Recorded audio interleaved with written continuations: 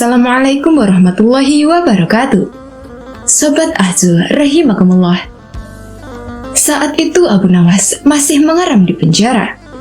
Namun begitu, Abu Nawas masih bisa menyelesaikan pekerjaannya dengan memakai tangan orang lain. Baginda berpikir.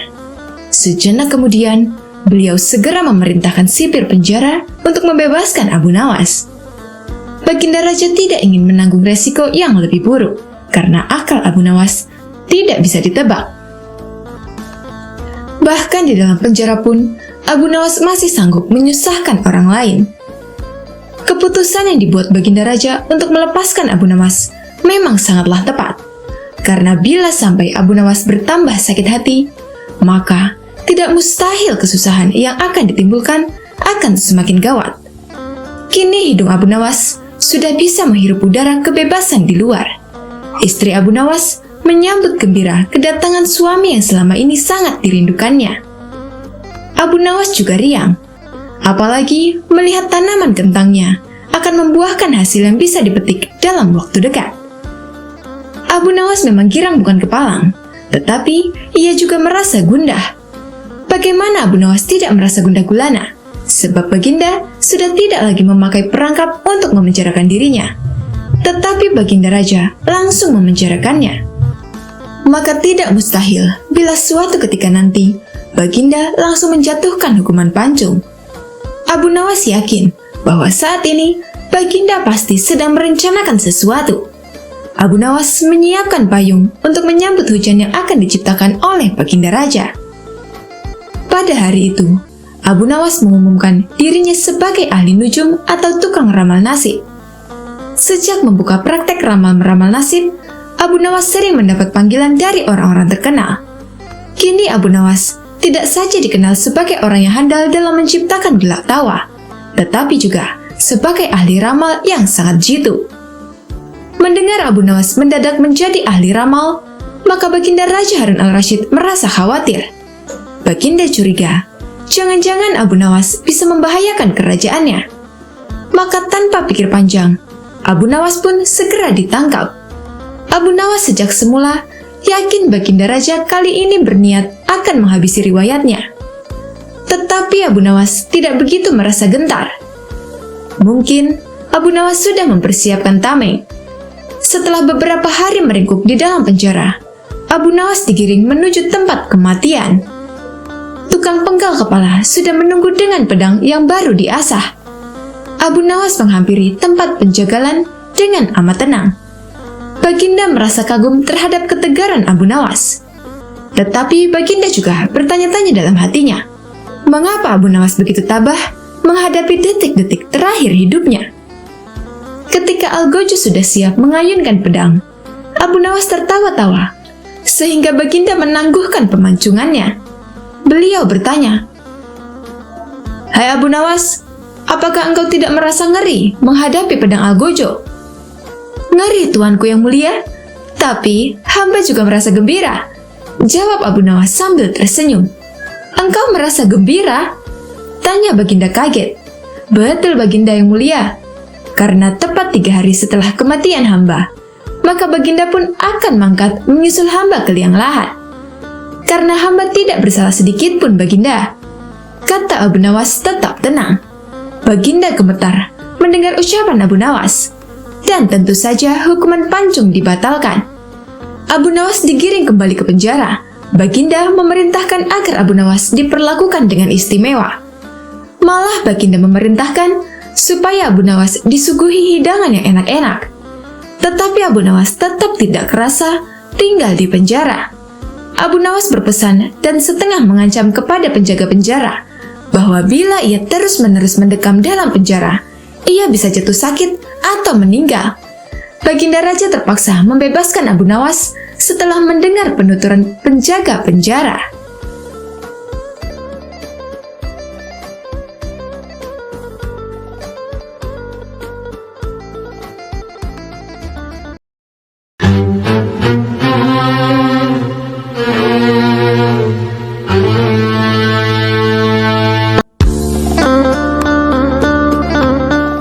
Assalamualaikum warahmatullahi wabarakatuh. Sobat Azul rahimakumullah. Pada suatu hari, Sultan Harun al-Rasyid memanggil Abu Nawas menghadap ke istana. Kali ini Sultan ingin menguji kecerdikan dari Abu Nawas.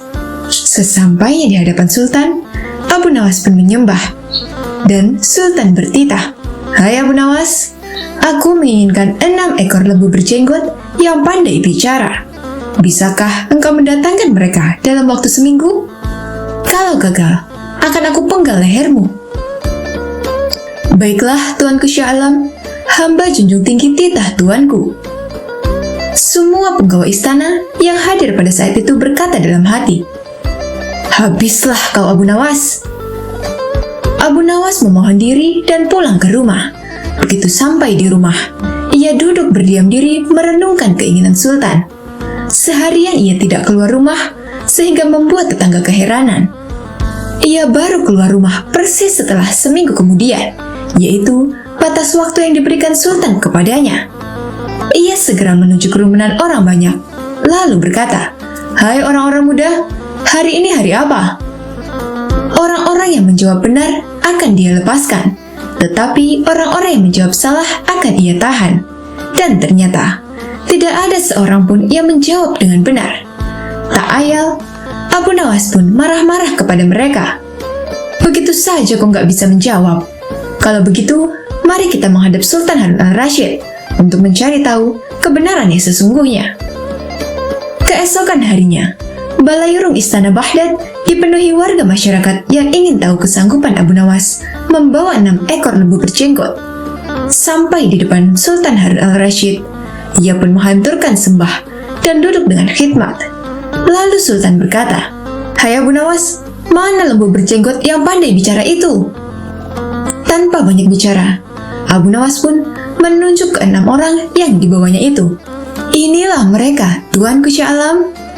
"Hai Abu Nawas, apa yang kau tunjukkan kepadaku itu?" "Ya Tuanku Syah Alam, tanyalah pada mereka hari apa sekarang," jawab Abu Nawas. Ketika Sultan bertanya, ternyata orang-orang itu memberikan jawaban berbeda-beda. Maka berujarlah Abu Nawas, "Jika mereka manusia, tentunya tahu hari ini hari apa. Apalagi jika Tuanku menanyakan hari yang lain, akan tambah pusinglah mereka. Manusia atau hewankah mereka ini? Inilah lembu berjenggot yang pandai bicara itu, Tuanku." Sultan heran melihat Abu Nawas pandai melepaskan diri dari ancaman hukuman. Maka Sultan pun memberikan hadiah 5.000 dinar kepada Abu Nawas.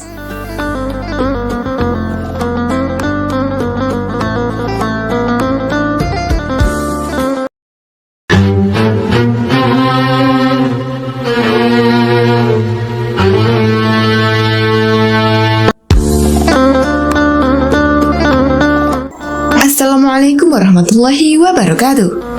Sobat Azul rahimakumullah.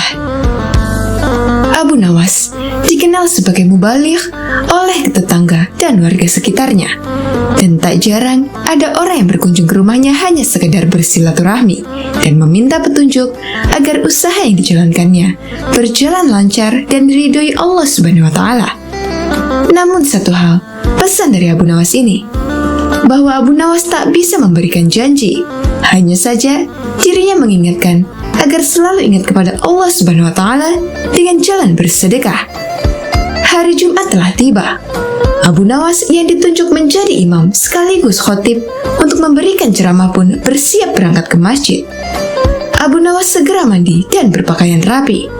Setelah berpamitan dengan istrinya, Abu Nawas lalu melangkahkan kakinya menuju masjid.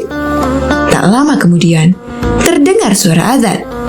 Untuk umat Islam, khususnya laki-laki, berbondong-bondong menuju masjid dan meninggalkan segala jenis aktivitasnya. Para warga sangat senang dan antusias sekali, karena biasanya ceramah dari Abu Nawas ini sangat sesuai dengan situasi terkini. Namun belum lama, Abu Nawas berkhutbah, dilihatnya banyak para jemaah, banyak yang mengantuk, bahkan ada yang tertidur. Melihat hal itu, Abu Nawas berteriak, "Api, api, api!" ujar Abu Nawas dengan keras. Kontan saja para jemaah terbangun kaget, menoleh kiri dan kanan, mendengar teriakan Abu Nawas itu. Sebagian malah ada yang hanya saling pandang saja. "Di mana apinya? Di mana?" teriak jemaah. Abu Nawas yang melihat para jemaah terbangun dan panik, lantas Abu Nawas meneruskan khutbahnya tanpa peduli pertanyaan para jemaah mengenai letak apinya. Api yang dahsyat ada di neraka bagi mereka yang lalai dalam beribadah, kata Abu Nawas dalam khutbahnya. Setelah menyampaikan khutbahnya, Abu Nawas segera menutup bagian kedua khutbah dengan berdoa. Sesaat kemudian, Abu Nawas kemudian memimpin sholat Jumat dengan khusyuk, diikuti oleh para jemaah. Para jemaah tersadar dan masih ingat akan api neraka yang diucapkan oleh Abu Nawas tadi.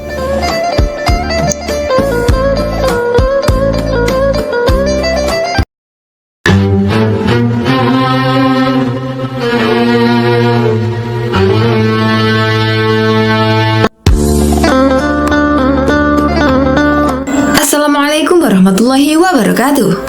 Sahabat Azul rahimakumullah. Khalifah Harun al-Rashid marah besar pada sahibnya yang karib dan setia, yaitu Abu Nawas. Ia ingin menghukum mati Abu Nawas setelah menerima laporan bahwa Abu Nawas mengeluarkan fatwa tidak mau ruku dan sujud dalam sholat. Terlebih lagi, Raja Harun al-Rashid mendengar Abu Nawas mengatakan bahwa dirinya khalifah yang suka fitnah. Menurut pembantu-pembantunya, Abu Nawas layak dipancung karena melanggar syariat Islam dan menyebar fitnah. Khalifah mulai terpancing, tapi untung ada seorang pembantunya yang memberi saran. Hendaknya Khalifah melakukan tabayun kepada Abu Nawas. Abu Nawas pun digeret menghadap Khalifah. Kini ia menjadi pesakitan. "Hai Abu Nawas, benar kamu berpendapat tidak ruku dan sujud dalam sholat?" tanya Khalifah ketus. Abu Nawas menjawab dengan tenang, "Benar saudaraku." Khalifah kembali bertanya dengan nada suara yang lebih tinggi, "Benar, kamu berkata kepada masyarakat bahwa aku, Harun al-Rashid, adalah seorang khalifah yang suka fitnah." Abu Nawas menjawab, "Benar saudaraku." Khalifah berteriak dengan suara menggelegar, "Kamu memang pantas dihukum mati karena melanggar syariat Islam dan menebarkan fitnah tentang khalifah." Abu Nawas tersenyum seraya berkata, "Saudaraku, memang aku tidak menolak bahwa aku telah mengeluarkan dua pendapat tadi. Tapi, sepertinya kabar yang sampai padamu tidaklah lengkap. Kata-kataku dipelintir, dijagal, seolah-olah aku berkata salah." Khalifah berkata dengan ketus, "Apa maksudmu? Jangan membela diri. Kau telah mengaku dan mengatakan kabar itu benar adanya." Abu Nawas beranjak dari duduknya dan menjelaskan dengan tenang, "Saudaraku, aku memang berkata rukuk dan sujud tidak perlu dalam sholat. Tapi dalam sholat apa? Waktu itu, aku menjelaskan tata cara sholat jenazah yang memang tidak perlu ruku dan sujud." "Bagaimana soal aku yang suka fitnah?" tanya Khalifah. Abu Nawas menjawab dengan senyum, "Kala itu, aku sedang menjelaskan tafsir ayat 28 surah Al-Anfal yang berbunyi, 'Ketahuilah bahwa kekayaan dan anak-anakmu hanyalah ujian bagimu.' Sebagai seorang khalifah dan seorang ayah, Anda sangat menyukai kekayaan dan anak-anak. Berarti Anda suka fitnah atau ujian itu." Mendengar penjelasan Abu Nawas yang sekaligus kritikan, Khalifah Harun al-Rashid tertunduk malu, menyesal, dan sadar. Rupanya, kedekatan Abu Nawas dengan Raja Harun al-Rashid menyulut iri dan dengki di antara pembantu-pembantunya. Abu Nawas memanggil Khalifah dengan "Ya akhi" atau saudaraku. Hubungan di antara mereka bukan antara tuan dan hamba. Pembantu-pembantu khalifah yang hasut ingin memisahkan hubungan akrab tersebut dengan memutarbalikkan berita.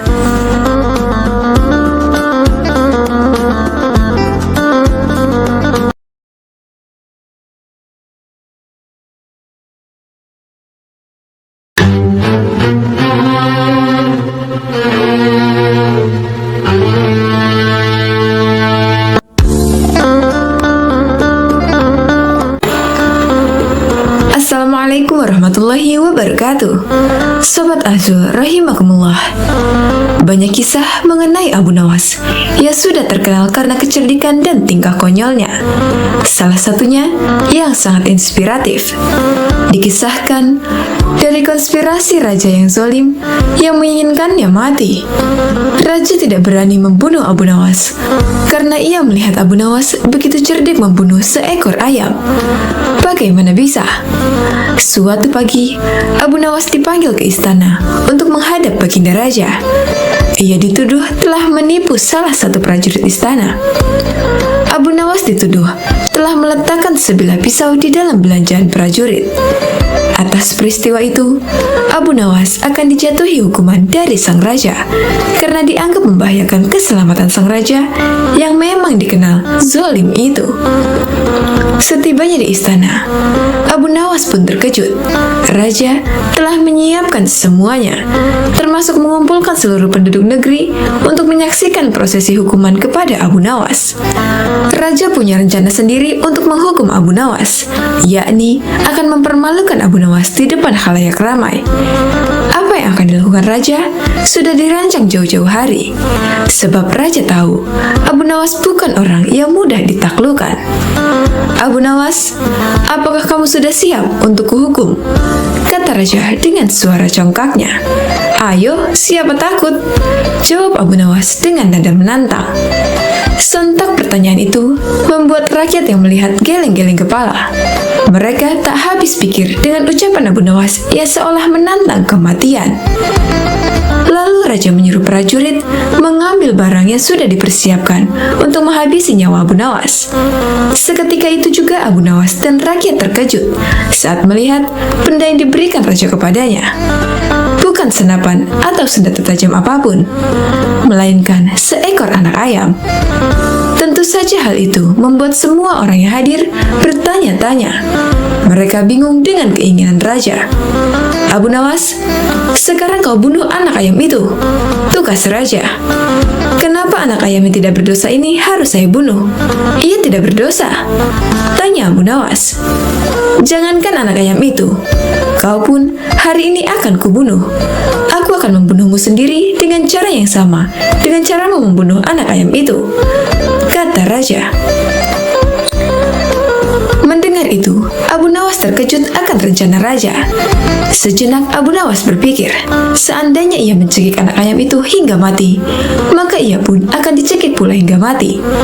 Begitu pula, jika ia tebas leher anak ayam itu dengan pedang, maka ia terancam mati dengan cara dipedang pula. Lantas, bagaimana caranya membunuh anak ayam ini dengan cara yang mustahil tidak bisa ditiru sang Raja? Setelah beberapa saat berpikir, Abu Nawas mengambil anak ayam itu. Tanpa diduga-duga, Abu Nawas meniup bagian pantat anak ayam itu hingga kembung dan akhirnya mati. Melihat kekonyolan itu, tiba-tiba terdengar suara penonton yang tertawa terbahak-bahak. Tak ketinggalan, para prajurit kerajaan pun tertawa terpingkal-pingkal dengan tingkah kocak Abu Nawas. Suasana tegang pun bisa mencair. Mereka tak sanggup membayangkan Raja akan membunuh Abu Nawas dengan cara yang sama dengan cara Abu Nawas membunuh anak ayam itu. Raja sendiri yang melihat tingkah Abu Nawas hanya terdiam malu. Lagi-lagi, rakyatnya sendiri telah mengetahui tingkat kecerdasannya yang kalah dibandingkan Abu Nawas. Akhirnya, Raja mengurungkan hukuman untuk Abu Nawas. Bahkan Raja menyebut Abu Nawas tidak bersalah. Untuk kesekian kalinya, Raja gagal menghukum Abu Nawas yang dikenal memiliki akal cerdik itu.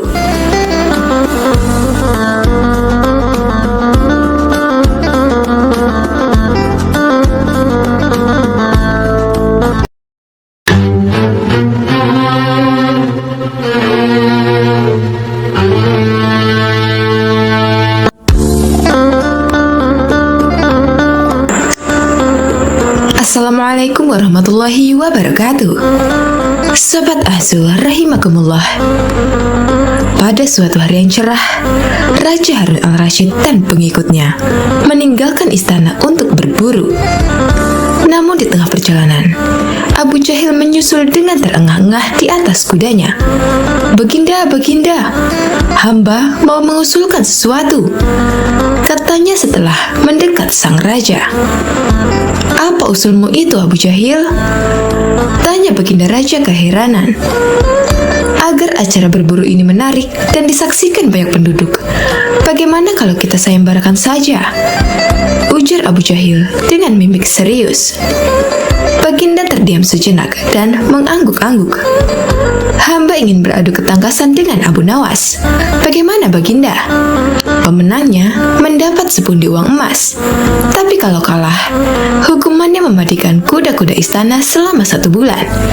Tutur Abu Jahil meyakinkan sang raja. Hei, hadiah saja yang kau pikirkan. Lantas bagaimana cara adu ketangkasan ini? Setelah Baginda agak marah. Setelah memberitahu idenya, Baginda pun setuju. Maka dipanggillah Abu Nawas oleh salah satu punggawa. Abu Nawas pun menghadap. Dia diberi petunjuk panjang lebar oleh Baginda. Pada awalnya Abu Nawas menolak, karena dia tahu semua ini akal bulus Abu Jahil yang ingin menyingkirkannya dari istana. Tapi Baginda memaksa dan Abu Nawas tak bisa mengelak. Abu Nawas pun berpikir sejenak. Dia tahu kalau Abu Jahil sekarang diangkat menjadi pejabat istana, dia pasti mengerahkan semua anak buahnya untuk menyumbang seekor binatang buruannya di hutan nanti. Namun karena kecerdikannya, Abu Nawas malah tersenyum riang. Abu Jahil yang melihat perubahan raut muka Abu Nawas menjadi penasaran. Batinnya berkata, tak mungkin Abu Nawas mengalahkan dirinya kali ini. Akhirnya Baginda menggiring mereka ke tengah alun-alun istana. Raja dan segenap rakyat menunggu siapa yang bakal memenangkan lomba berburu ini. Trompet tanda mulai adu ketangkasan pun ditiup oleh Perdana Menteri. Abu Jahil segera memacu kudanya secepat kilat menuju hutan belantara di pinggir istana. Anehnya, Abu Nawas memacu kudanya sedang-sedang saja, sehingga diteriaki oleh para penonton. Menjelang sore, tampak kuda Abu Jahil memasuki pintu gerbang istana. Dia pun diteriaki para penonton dan mendapat tepuk tangan yang sangat meriah. Di sisi kiri kanan kudanya, tampak puluhan hewan yang mati terpanah. Tak hanya itu, kuda tambahan juga memanggul binatang buruan lainnya. Abu Jahil dengan senyum bangga memperlihatkan semua binatang buruannya di tengah lapangan. Aku, Abu Jahil, berhak memenangkan lomba ini. Lihat, binatang buruanku banyak. Mana mungkin Abu Nawas mengalahkanku? Teriaknya dengan lantang. Penonton di sekitar arena semakin ramai bertepuk tangan. Tak berapa lama kemudian, terdengar suara kaki kuda milik Abu Nawas. Semua orang menertawakan dan kembali meneriakinya. Tapi Abu Nawas tak tampak gusar. Dia malah tersenyum dan melambaikan tangan. Tenang, tenang rakyatku. Kita akan mengetahui apa yang akan dilakukan Abu Nawas. Dan kita juga akan tahu siapa pemenangnya kali ini, kata raja yang ikut gusar melihat pola Abu Nawas. Baginda menyuruh 2 orang penggawanya maju ke tengah lapangan dan menghitung binatang buruan Abu Jahil. 1, 2, 3, 4, 5, 20. 35 ekor kelinci, ditambah 5 ekor rusa, dan 2 babi hutan, teriak salah satu punggawa. Kalau begitu, akulah pemenangnya, sebab Abu Nawas tak membawa seekor binatang pun, teriak Abu Jahil lantang. Tenang, tenang, aku membawa ribuan binatang. Jelaslah aku pemenangnya. Dan kau Abu Jahil, silahkan memandikan kuda-kuda istana. Menurut aturan lomba, semua binatang boleh ditangkap. Yang penting adalah jumlahnya, kata Abu Nawas sambil membuka bambu kuning yang telah diisi ribuan semut merah. Sekarang coba hitung ini. 1, 2, 3, 4, 100, 200. Selebihnya tak usah dihitung, ungkap Abu Nawas. Tanpa banyak berkata, Abu Jahil tak sadarkan diri alias pingsan gara-gara melihat semut merah Abu Nawas. Baginda tertawa terpingkal-pingkal dan langsung memberikan hadiah kepada Abu Nawas. Kecerdikan dan ketulusan hati pasti bisa mengalahkan kelicikan.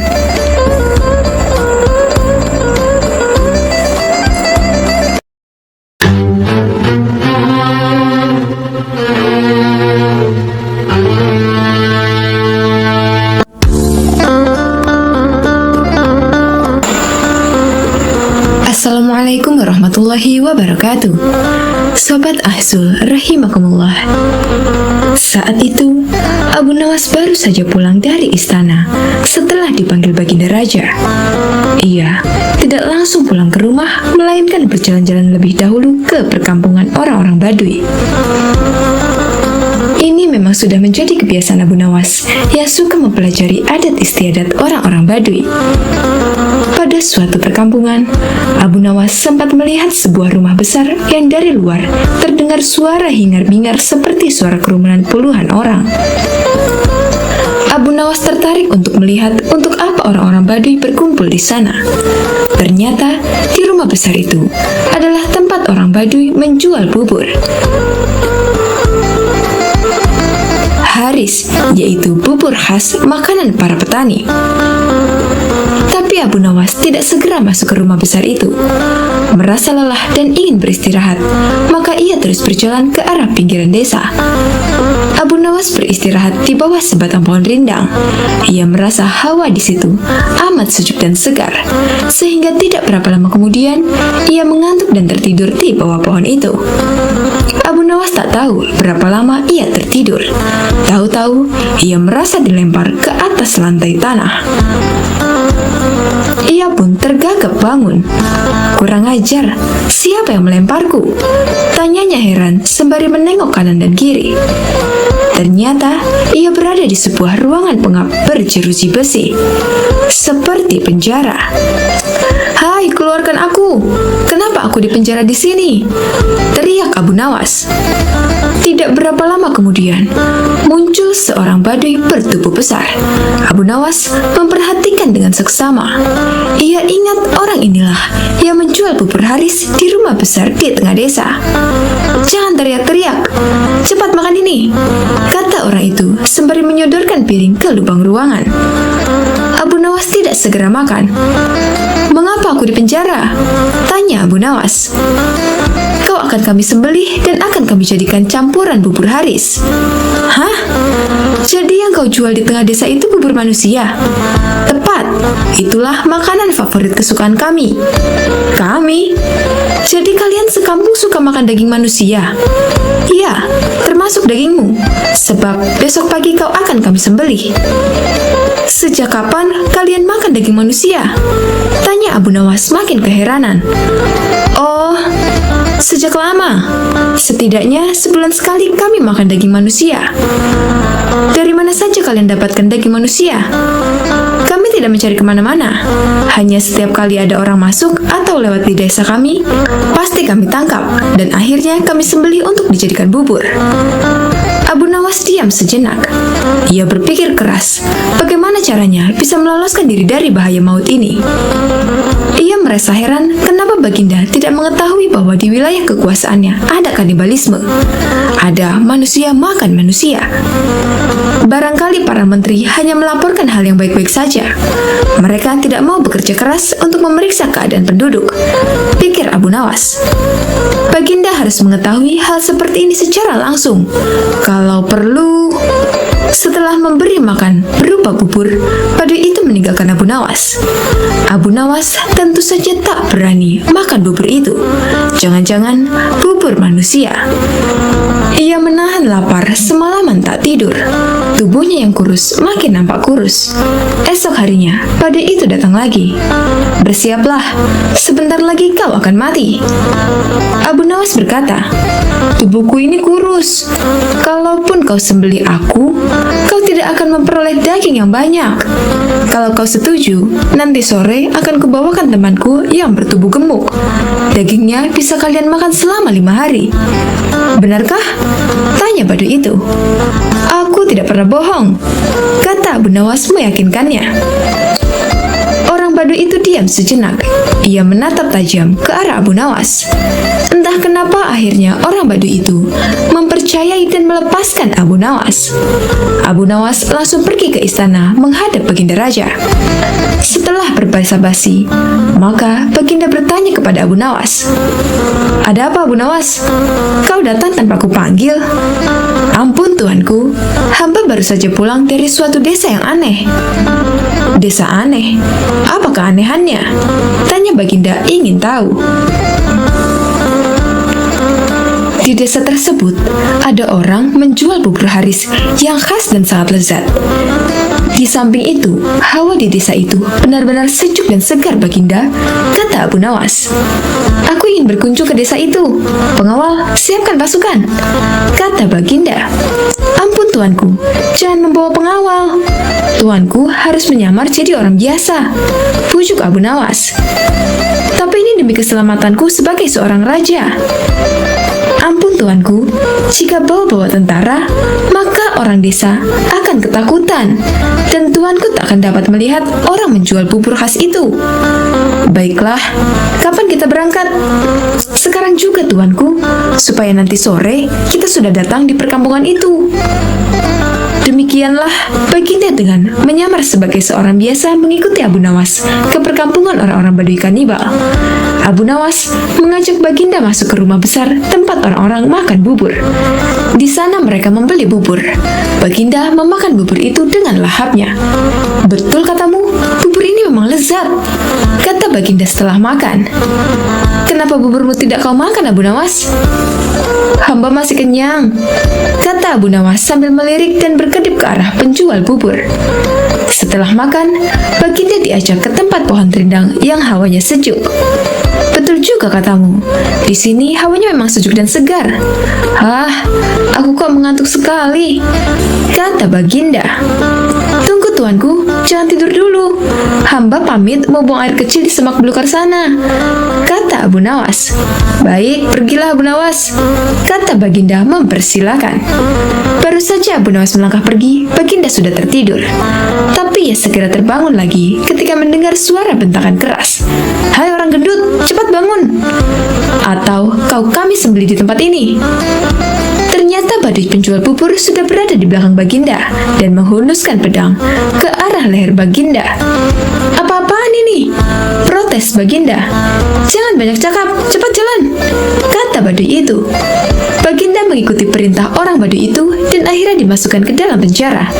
"Mengapa aku di penjara?" tanya Baginda.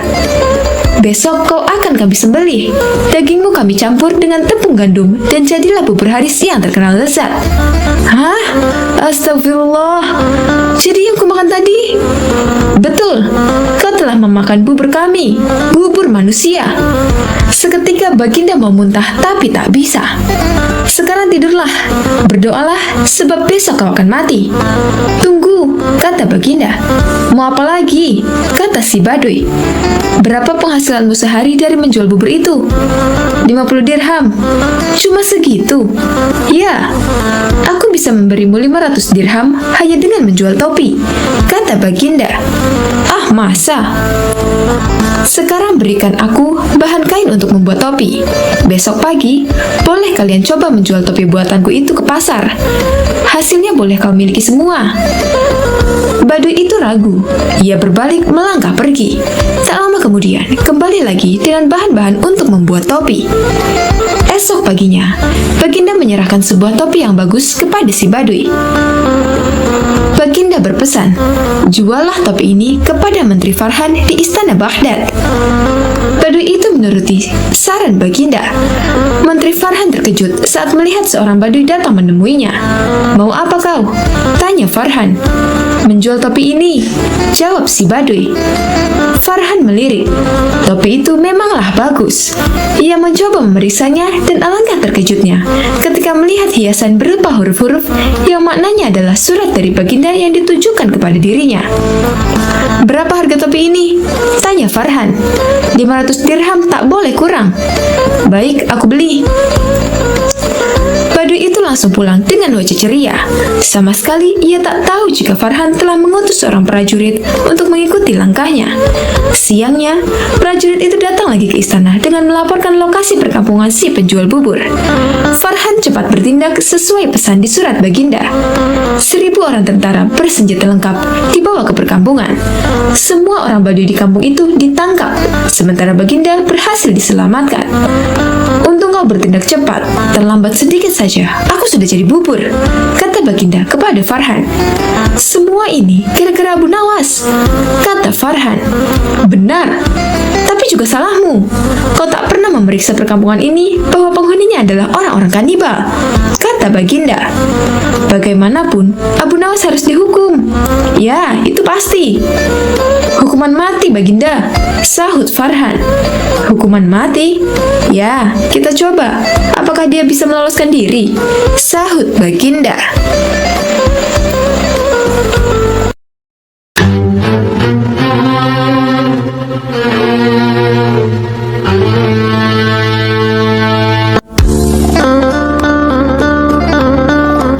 Assalamualaikum warahmatullahi wabarakatuh. Sobat Ahzul rahimakumullah. Alkisah, ada seorang ahli yoga yang sangat membenci Abu Nawas. Maka, dengan segala cara, dia memperdaya Abu Nawas. Hingga akhirnya mempunyai ide untuk mengajak seorang pendeta untuk bersekongkol. Setelah mencapai kata sepakat antara pendeta dan ahli yoga, mereka berangkat menemui Abu Nawas di kediamannya. Ketika mereka datang, Abu Nawas sedang melakukan sholat duha. Setelah dipersilahkan masuk oleh istrinya, mereka pun masuk dan menunggu sambil berbincang-bincang dengan santainya. Seusai sholat, Abu Nawas menemui mereka dan bercakap-cakap sejenak.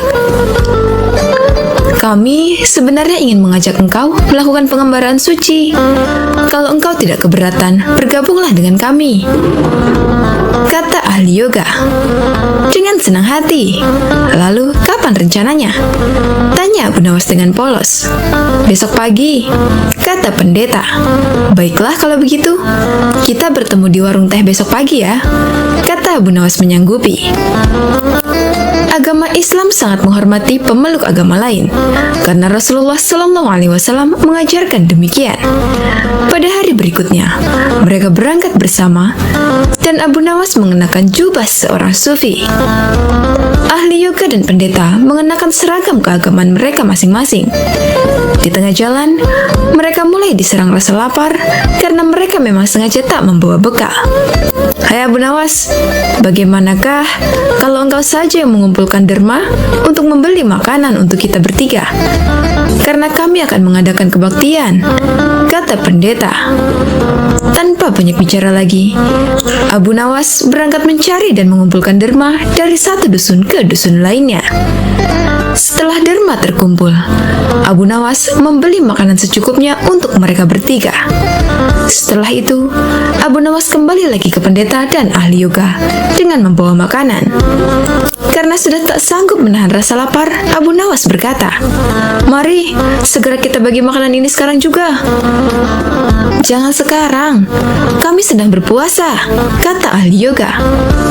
"Tetapi, aku hanya menginginkan bagianku saja, sedangkan kalian ya terserah pada kalian," kata Abu Nawas. "Aku tidak setuju. Kita harus seirama dalam berbuat apapun," kata pendeta. "Betul, aku pun tak setuju, karena waktu makanku besok pagi. Besok pagi, aku baru akan berbuka," kata ahli yoga. "Hei, bukankah aku yang kalian jadikan alat pencari derma? Dan derma itu sekarang telah aku tukarkan dengan makanan. Sekarang, kalian malah tak mengizinkan aku untuk mengambil bagianku sendiri. Itu tak masuk akal," kata Abu Nawas mulai merasa jengkel. Namun begitu pendeta dan ahli yoga tetap bersikeras tak mengizinkan Abu Nawas untuk mengambil bagian yang sudah menjadi haknya. Abu Nawas penasaran. Ia mencoba sekali lagi meyakinkan kawan-kawannya agar mengizinkan ia memakan bagiannya, tetapi mereka tetap saja menolak. Abu Nawas benar-benar merasa jengkel dan marah. Namun, Abu Nawas tak memperlihatkan sedikit pun kejengkelan dan kemarahannya itu. "Bagaimana kalau kita mengadakan perjanjian?" kata pendeta kepada Abu Nawas. "Perjanjian apa?" tanya Abu Nawas. "Kita adakan lomba. Barang siapa di antara kita bermimpi paling indah, maka ia akan mendapat bagian yang terbanyak. Yang kedua lebih sedikit, dan yang terburuk akan mendapat paling sedikit," kata pendeta menjelaskan. Abu Nawas setuju. Ia tak memberi komentar apa-apa. Malam semakin larut, embun mulai turun ke bumi. Pendeta dan ahli yoga mengantuk dan tidur. Abu Nawas tak bisa tidur karena perutnya lapar. Dia hanya berpura-pura tidur saja untuk mengelabui kawannya. Setelah merasa yakin kawan-kawannya sudah tertidur lelap, Abu Nawas menghampiri makanan itu. Tanpa pikir dua kali, Abu Nawas memakan habis makanan itu hingga tak tersisa sedikit pun. Setelah kenyang, barulah Abu Nawas bisa tidur. Keesokan harinya, mereka bangun hampir bersamaan. Ahli yoga dengan wajah yang berseri-seri pun bercerita, "Tadi malam, aku bermimpi memasuki sebuah taman yang mirip sekali dengan nirwana. Aku merasakan kenikmatan yang belum pernah kurasakan sebelumnya dalam hidup ini." Pendeta mengatakan bahwa mimpi ahli yoga benar-benar menakjubkan, benar-benar luar biasa. Kini giliran pendeta yang bercerita. "Aku seolah-olah menembus ruang dan waktu, dan ternyata memang benar. Aku tak sengaja berhasil menyusup ke masa silam di mana pendiri agamaku hidup. Aku bertemu dengan beliau, dan yang lebih membahagiakan adalah aku diberkatinya." Ahli yoga juga memuji-muji kehebatan mimpi pendeta. Abu Nawas hanya terdiam. Ia bahkan tak tertarik sedikit pun. Karena Abu Nawas belum buka mulut juga, pendeta dan ahli yoga mulai menanyakan mimpi Abu Nawas. Akhirnya, Abu Nawas mulai bercerita setelah didesak oleh kawan-kawannya. "Kalian tentu tahu Nabi Daud alaihi salam, kan? Beliau adalah seorang nabi yang ahli berpuasa. Tadi malam aku bermimpi berbincang-bincang dengan beliau, dan beliau menanyakan apakah aku berpuasa atau tidak. Aku katakan aku berpuasa karena aku memang tak makan sejak dini hari. Kemudian beliau menyuruhku agar segera berbuka karena hari sudah malam. Tentu saja aku tak berani mengabaikan perintah beliau. Aku segera bangun dari tidur dan langsung menghabiskan makanan itu," kata Abu Nawas tanpa punya perasaan salah sedikit pun. Sambil menahan rasa lapar yang sangat, pendeta dan ahli yoga saling pandang satu sama lain. Kejengkelan Abu Nawas terobati sudah. Kini mereka berdua sadar bahwa mempermainkan Abu Nawas sama halnya dengan menyusahkan diri sendiri.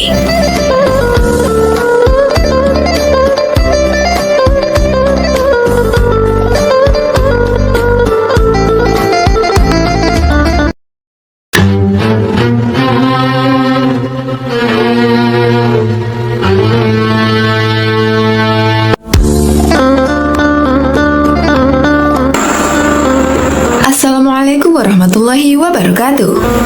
Sahabat Ahzul rahimakumullah. Pada suatu waktu, kerajaan mengalami krisis ekonomi yang sangat buruk. Karena pendapatan kerajaan yang berasal dari pajak tak mampu memenuhi target yang telah ditetapkan oleh raja. Akibatnya banyak fasilitas umum dan bangunan kerajaan rusak, tak ada biaya untuk memperbaikinya.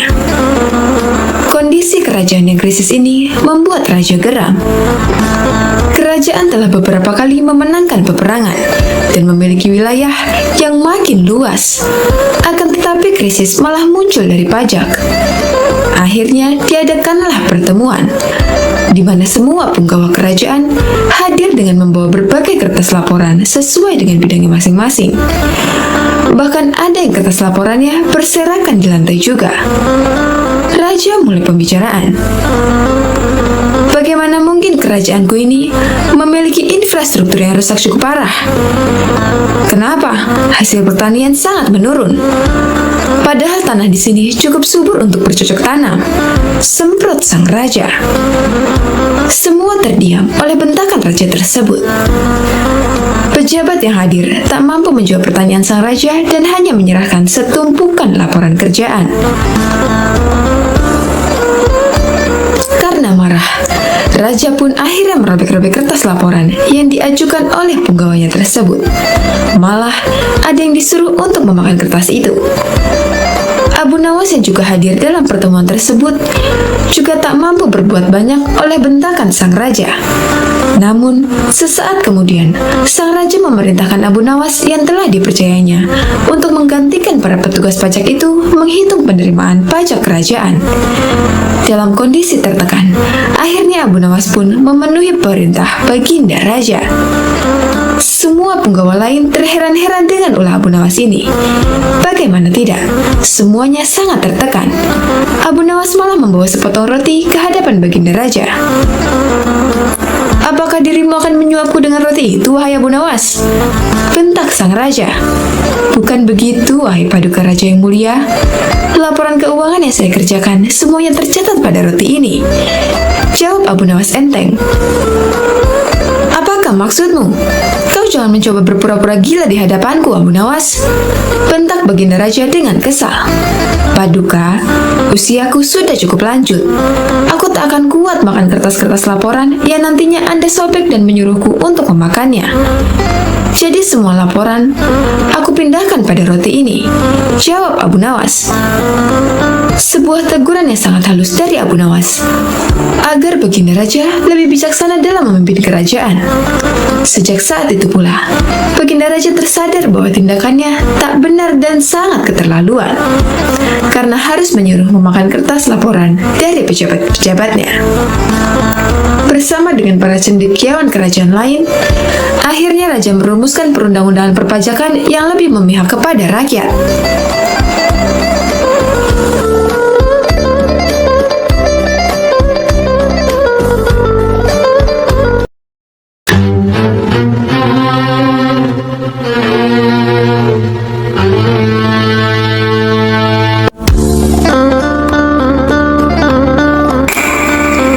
Assalamualaikum warahmatullahi wabarakatuh. Sobat Azul rahimakumullah. Abu Nawas mempunyai burung nuri yang sangat lucu. Baginda Raja Harun al-Rashid pun ingin sekali memilikinya. Kalau kau berniat menjualnya, jangan tawarkan kepada orang lain. Tawarkan saja kepadaku. Berapapun harganya, akan aku bayarkan, ujar baginda kepada Abu Nawas. Abu Nawas tidak menjawab, dia hanya mengangguk. Tapi dalam hati, dia berkata, "Mana mungkin aku menjual burung yang tidak berharga ini kepada baginda." Keesokan paginya, Abu Nawas datang ke istana. Dia datang dengan membawa burung nuri yang diinginkan baginda itu. Abu Nawas tidak ingin menjualnya. Dia ingin memberikan cuma-cuma kepada baginda. Tapi di depan gerbang istana, dua orang pengawal menahannya. "Siapa kamu? Ada keperluan apa menghadap baginda?" hardik kedua pengawal dengan wajah bengis. Rupanya kedua orang pengawal istana tersebut adalah orang kepercayaan Perdana Menteri Abu Dahi yang selalu ingin mencelakakan Abu Nawas. "Aku hendak menyerahkan burung ini kepada baginda karena beliau sangat menyukainya," jawab Abu Nawas. "Tinggal saja burung jelek itu di sini, biar aku yang menyerahkannya kepada baginda," ucap salah seorang pengawal. Abu Nawas pun menurut. Dalam situasi seperti ini, dia tidak mungkin melawan. Tapi suatu saat, mereka pasti akan menemui perbuatannya. Oleh kedua pengawal kepercayaan Abu Dahi, burung nuri Abu Nawas ditukar dengan burung gereja. Setelah itu, diserahkan kepada baginda. Perdana Menteri Abu Dahi yang melihat kejadian itu tersenyum simpul memuji hasil kerja anak buahnya. Berdebah, gigi baginda gemeretak menahan amarah. Dia merasa terhina oleh perbuatan Abu Nawas. Burung nuri yang diharapkannya, tapi burung gereja yang dikirimkan. Tanpa menunggu waktu lagi, saat itu juga baginda mendatangi rumah Abu Nawas. "Abu Nawas, kalau kau keberatan menjual burung nuri itu kepadaku, aku tidak apa-apa. Tapi jangan kau kirimkan burung gereja ke istana. Itu suatu penghinaan buatku," kecam baginda dengan mata memerah menahan amarah. "Begini baginda," tutur Abu Nawas mencoba meredakan amarah baginda. Istana baginda telah kemasukan dua orang penyihir yang menjadi penjaga pintu gerbang istana. Kedua orang itu bisa menyihir seekor burung gereja. Dan hamba yakin, besok-besok kedua orang itu bisa menyihir burung beo menjadi burung nuri. Kalau tidak percaya, tunggulah besok di istana. Baginda akan menyaksikan sendiri betapa hebatnya sihir mereka. Sambil berkata begitu, Abu Nawas mengelus-ngelus seekor burung beo yang bertengger di depan jendela rumahnya. Burung beo itulah yang akan dibuat menjebak kedua pengawal pengis istana. Pagi-pagi sekali, Abu Nawas sudah tiba di istana.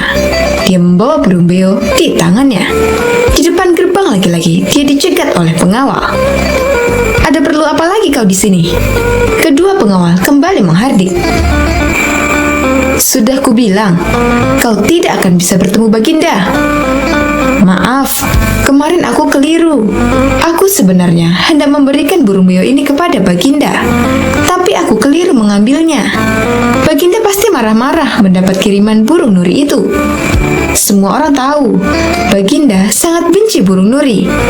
Dia pernah tersesat di hutan gara-gara burung nuri keparat itu. Maafkan aku telah membuat Baginda marah."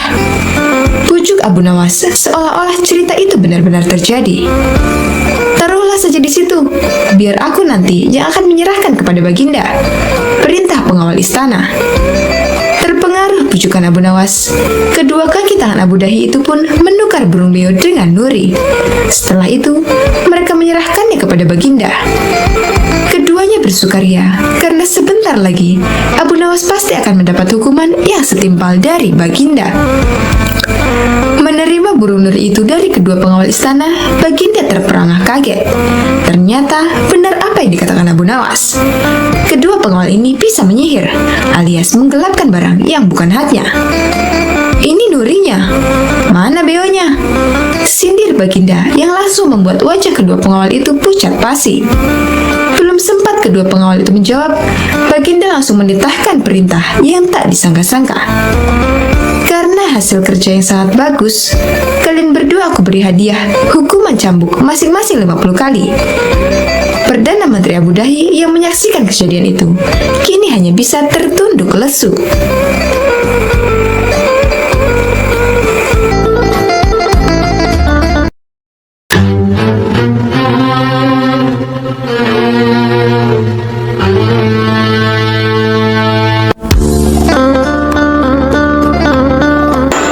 Assalamualaikum warahmatullahi wabarakatuh.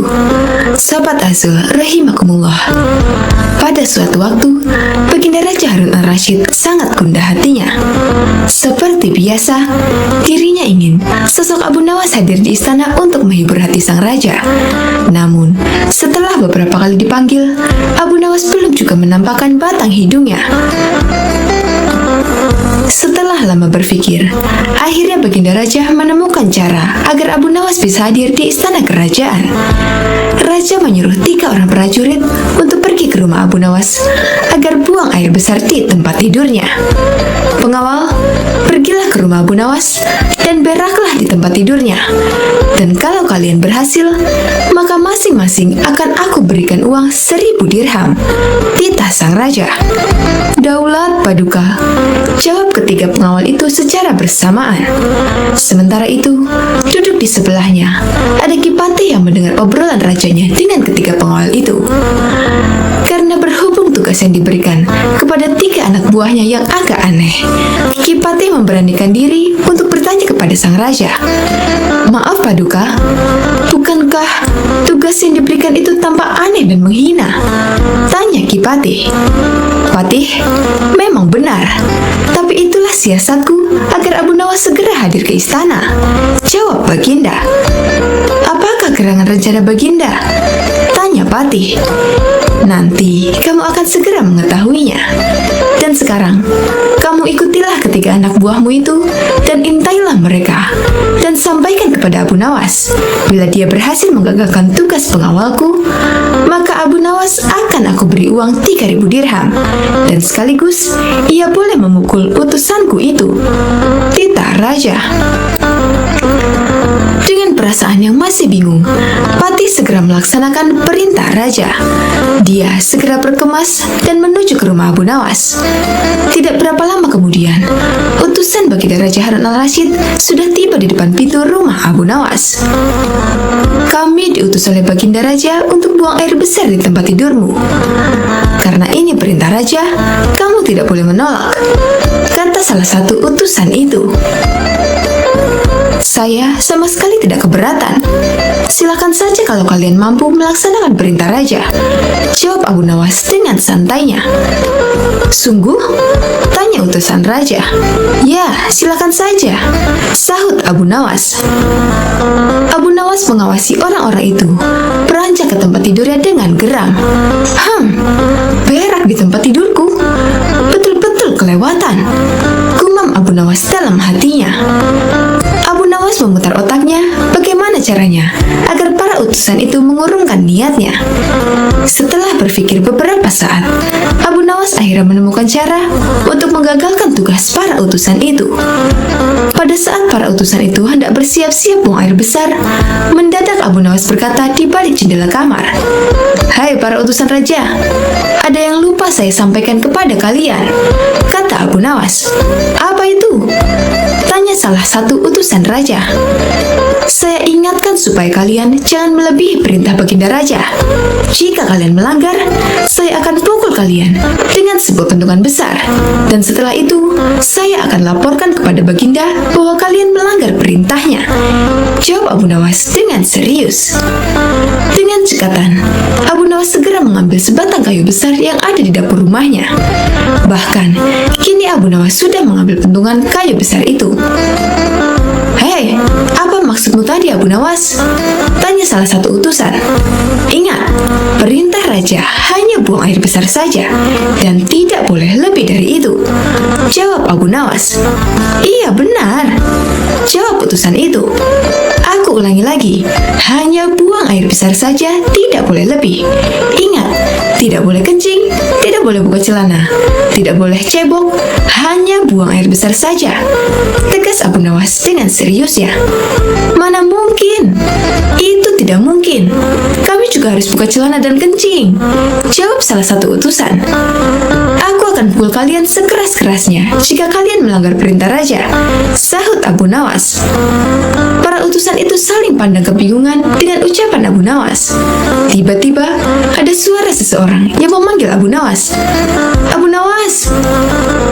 Karena ada suara yang sudah tak asing lagi didengar, Abu Nawas serta para utusan segera berkumpul untuk menemui asal suara itu.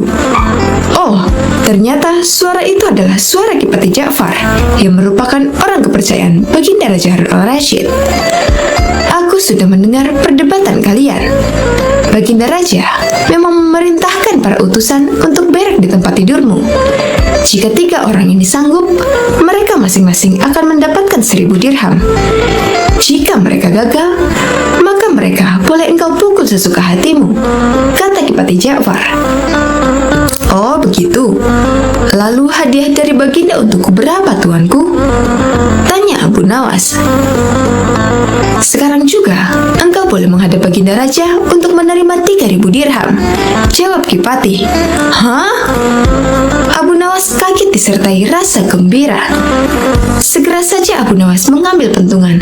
Lalu 3 orang utusan yang mau buang air besar tadi dipentungi pantatnya. "Ampun Abu Nawas, apa kalian mau buang air besar di tempat tidurku, hah?" kata Abu Nawas. Tidak, ampun," teriak 3 orang utusan Baginda Raja Harun al-Rashid. Ketiga utusan itu lari terbirit-birit. Ki Patih dan Abu Nawas tertawa terpingkal-pingkal dibuatnya. Sesaat setelah itu, Ki Patih berkata, "Abu Nawas, Baginda sangat yakin engkau dapat mengatasi masalah ini. Baginda memang menginginkan kehadiranmu di istana untuk menghibur hatinya yang saat ini sedang gundah gulana." Abu Nawas menyetujui permintaan Tuanku Ja'far, dan mereka segera berangkat menuju istana setelah semua persiapan dilakukan.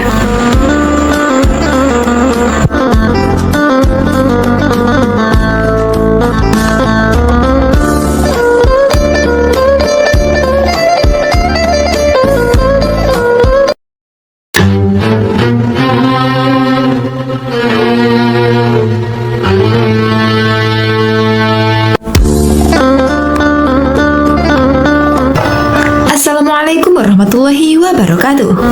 Sobat Asul rahimakumullah. Tak selamanya Abu Nawas bersikap konyol. Kadang-kadang timbul kedalaman hatinya yang merupakan bukti kesufian dirinya. Bila sedang dalam kesempatan mengajar, ia akan memberikan jawaban-jawaban yang berbobot, sekalipun ia tetap menyampaikannya dengan ringan. Seorang murid Abu Nawas, ada yang sering mengajukan macam-macam pertanyaan. Tak jarang, ia juga mengomentari ucapan-ucapan Abu Nawas jika sedang memperbincangkan sesuatu. Ini terjadi saat Abu Nawas menerima 3 orang tamu yang mengajukan beberapa pertanyaan kepada Abu Nawas. Manakah yang lebih utama? Orang yang mengerjakan dosa-dosa besar atau orang yang mengerjakan dosa-dosa kecil? Ujar orang yang pertama. Orang yang mengerjakan dosa kecil, jawab Abu Nawas. Mengapa begitu? Kata orang pertama mengejar. Sebab dosa kecil lebih mudah diampuni oleh Allah, ujar Abu Nawas. Orang pertama itu pun mengangguk-angguk, sangat puas dengan jawaban Abu Nawas. Giliran orang kedua maju. Ia ternyata mengajukan pertanyaan yang sama. Manakah yang lebih utama? Orang yang mengerjakan dosa-dosa besar atau orang yang mengerjakan dosa-dosa kecil? Yang utama adalah orang yang tidak mengerjakan keduanya, ujar Abu Nawas. Mengapa demikian? Tanya orang kedua lagi. Dengan tidak mengerjakan keduanya, tentu pengampunan Allah sudah tidak diperlukan lagi, ujar Abu Nawas santai. Orang kedua itu pun manggut-manggut menerima jawaban Abu Nawas dalam hatinya. Orang ketiga pun maju, pertanyaannya pun juga 100% sama. Manakah yang lebih utama? Orang yang mengerjakan dosa-dosa besar atau orang yang mengerjakan dosa-dosa kecil? Orang yang mengerjakan dosa besar lebih utama, ujar Abu Nawas. Mengapa bisa begitu? Tanya orang ketiga itu lagi. Sebab pengampunan Allah kepada hambanya sebanding dengan besarnya dosa hambanya, ujar Abu Nawas kalem. Orang ketiga itu pun merasa puas argumen tersebut. Ketiga orang itu pun lalu beranjak pergi. Si murid yang suka bertanya kontan berujar dengan kejadian itu. Mengapa pertanyaan yang sama bisa menghasilkan 3 jawaban yang berbeda?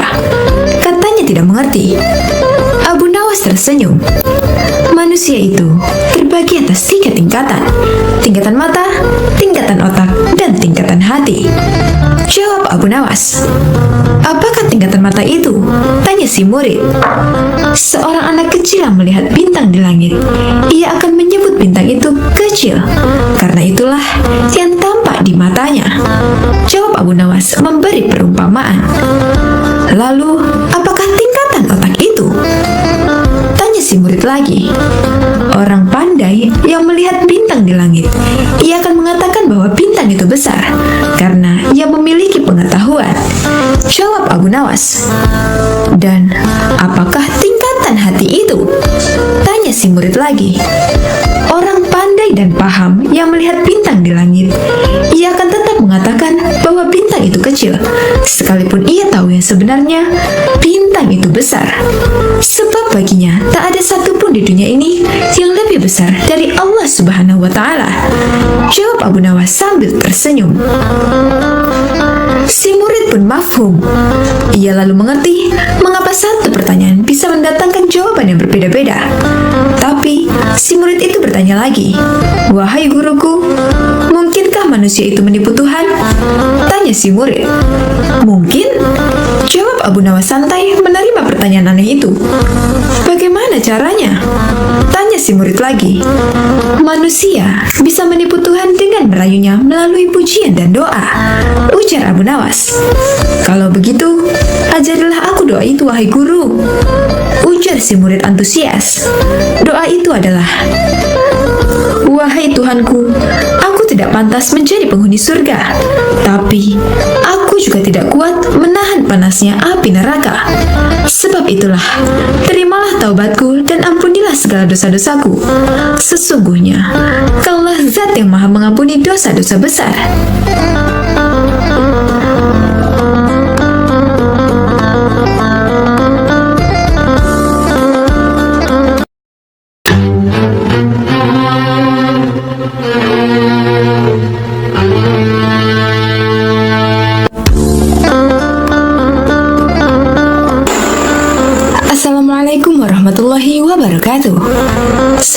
Asul rahimakumullah. Pada suatu pagi, Abu Nawas muda sedang duduk-duduk santai di teras rumahnya. Beberapa saat kemudian, datanglah seorang komandan dengan beberapa prajuritnya. Sang komandan bertanya, "Wahai anak muda, di manakah aku bisa menemukan tempat untuk bersenang-senang di daerah sekitar sini?" "Kalau tidak salah di sebelah sana," jawab Abu Nawas. "Di manakah tempat itu?" tanya salah seorang prajurit dengan sifat yang tidak menghargai. "Pergilah ke arah sana, lurus tanpa belok-belok, maka kalian akan menjumpai tempat untuk bersenang-senang," jawab Abu Nawas. Rombongan tentara kerajaan itu akhirnya pergi menuju tempat yang sudah ditunjukkan oleh Abu Nawas. Setelah beberapa saat, kagetlah mereka semua karena tempat yang mereka cari tidak ditemukan, kecuali hanya sebuah komplek kuburan yang sangat luas. Dan tentu saja hal ini membuat para tentara berang karena merasa telah ditipu oleh pemuda tersebut. Mereka pun kembali lagi ke tempat Abu Nawas. "Wahai anak muda, keluarlah engkau. Kenapa engkau berani sekali membohongi kami?" tanya sang komandan yang tidak tahu kalau yang diajak bicara itu sebenarnya adalah Abu Nawas, si penasehat kerajaan. "Siapakah engkau ini? Berani sekali membohongi kami," tanya salah seorang prajurit. "Aku adalah Abdi," jawab Abu Nawas. Komandan dan para prajurit merasa geram dan marah. "Prajurit, tangkap dia!" seru komandan. "Engkau akan aku bawa ke panglima kami," kata komandan. Oh, rupanya Abu Nawas hendak dihadapkan ke panglima kerajaan mereka. "Wahai panglima, kami telah menangkap seorang pembohong yang berani membohongi pasukan kerajaan," kata komandan. "Alangkah lancangnya si pemuda ini karena sudah berani berbohong," lanjut komandan. Panglima bersikap biasa saja, malah dia bahkan memerintahkan kepada prajurit untuk melepaskan borgol yang ada di tangan Abu Nawas. Komandan dan para prajurit terkejut dan merasa heran. Ada apa gerangan ini? Setelah itu, Panglima pun mendekati Abu Nawas dan berkata, "Tuan Abu, maafkan perbuatan anak buahku di sini ya," kata Panglima itu dengan sangat sopan. Laki-laki gagah dan tampan itu memang sudah saling mengenal satu sama lain karena mereka seringkali bertemu ketika sang khalifah mengundangnya ke istana. Betapa terkejutnya sang komandan dan para prajuritnya. Perasaan sombong dan congkak yang tadi menyelimuti mereka seakan berubah menjadi rasa takut. "Wahai Tuan Abu, sebenarnya kebohongan apa yang mereka sangkakan kepadamu?" tanya Panglima. "Wahai Panglima, mereka memintaku untuk menunjukkan tempat untuk bersenang-senang. Tentu saja, aku tunjukkan kuburan, karena kuburan adalah tempat yang lebih baik bagi orang-orang yang taat kepada Allah Subhanahu wa Ta'ala. Di sana pula, dia akan mendapatkan hidangan yang nikmat dari Allah Subhanahu wa Ta'ala, terbebas dari rasa fitnah dan kejahatan manusia dan makhluk lainnya," jawab Abu Nawas dengan tenangnya. Mendengar jawaban pemuda itu, segera saja komandan mendekati Abu Nawas dan berkata, "Maafkan hamba, Tuan Abu. Andai saja aku mengetahui bahwa Tuan adalah Tuan Abu, tentu kami tidak akan berani membawa Tuan ke hadapan Panglima," kata komandan lagi. "Wahai komandan, apakah aku telah membohongi kalian? Bukankah aku berkata benar? Aku adalah abdi, dan setiap orang adalah abdi Allah Subhanahu wa Ta'ala, termasuk kalian semua," kata Abu Nawas. "Anda benar, tuanku," jawab komandan. Komandan dan prajurit yang telah menangkap Abu Nawas merasa malu bukan kepalang.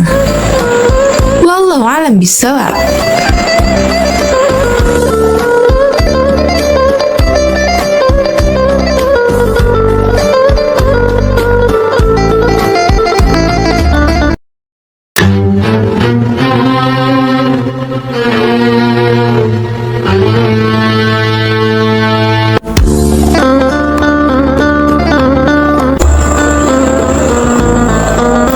Assalamualaikum warahmatullahi wabarakatuh. Sahabat Asul rahimakumullah. Baginda Raja Harun al-Rasyid mempunyai dua orang putra dari permaisurinya. Putra pertama bernama Al-Amin dan putra kedua bernama Al-Makmun. Al-Amin Al-Amin ternyata sangat bodoh dan pemalas, sedangkan Al-Makmun terkenal rajin dan pintar dalam ilmu dan sastra.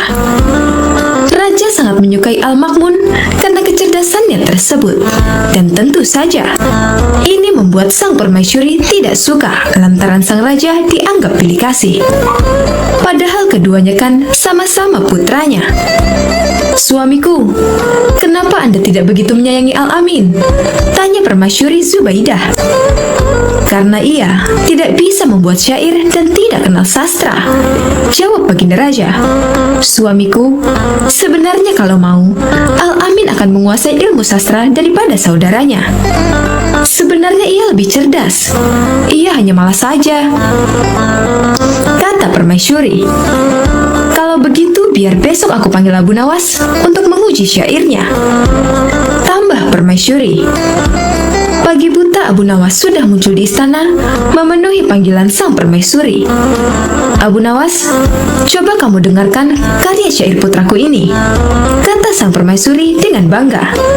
Al-Amin lalu membacakan beberapa bait syair sebagai berikut. "Kami adalah keturunan Bani Abbas. Kami duduk di atas kursi." Abu Nawas hampir tak kuat menahan tawanya mendengar syair tersebut. "Bagaimana?" tanya Al-Amin kepada Abu Nawas. "Syair macam apa itu?" jawab Abu Nawas. Al-Amin marah sekali mendengar cemooh Abu Nawas tersebut. Ia lalu menyuruh seorang pasukan istana untuk menangkap dan memasukkan Abu Nawas ke dalam penjara. Selama beberapa hari, Abu Nawas tidak pernah muncul di istana, sehingga Raja Harun al-Rashid merasa rindu. Belakangan, Raja mendengar kabar bahwa Abu Nawas dimasukkan penjara oleh Al-Amin. Ia kemudian mengajak putranya itu ke penjara untuk menjenguk Abu Nawas. "Kenapa kamu memenjarakannya?" tanya Baginda kepada Al-Amin sambil menceritakan apa yang terjadi. "Yang sangat menyakitkan, ia telah berani mencemooh syair karyaku, Ayahanda," kata Al-Amin. "Tentu saja karena memang karya syairmu itu jelek. Dia itu kan memang seorang penyair hebat, jadi bisa menilai mana karya syair yang bagus dan yang tidak bagus," kata sang raja menasehati Al-Amin. "Baik, kalau begitu beri lagi aku kesempatan untuk memperbaiki karya syairku," kata Al-Amin sambil beranjak pergi. Untuk kedua kalinya, Al-Amin pergi untuk mengasah syairnya. Esoknya, pagi-pagi sekali, Baginda Raja Harun al-Rashid, Abu Nawas, dan beberapa penyair sudah berada di istana. Rupanya, pertemuan itu sudah diatur oleh permaisuri Zubaidah. Ia ingin mereka mendengarkan karya syair putranya yang baru saja pulang mendalami ilmu sastra. Al-Amin pun mulai membacakan karya syairnya. "Hai binatang yang duduk bersimpuh, rasanya tidak ada yang setolol kamu. Kamu seperti hidangan yang diolesi minyak sapi kental, seperti warna seekor kuda belang." Begitu selesai mendengar syair tersebut, Abu Nawas langsung bangkit dan hendak berlalu dari tempatnya. "Kemana kamu, Abu Nawas?" tanya Raja Harun al-Rashid. "Aku lebih suka balik ke penjara saja daripada mendengar syair macam ini. Toh, sebentar lagi putramu ini pasti akan menyuruh polisi untuk membawaku ke sana," jawab Abu Nawas. Raja pun tertawa terpingkal-pingkal mendengar jawaban Abu Nawas itu. Sementara sang permaisuri Zubaidah hanya bisa duduk termenung. Wallahu a'lam bishawab.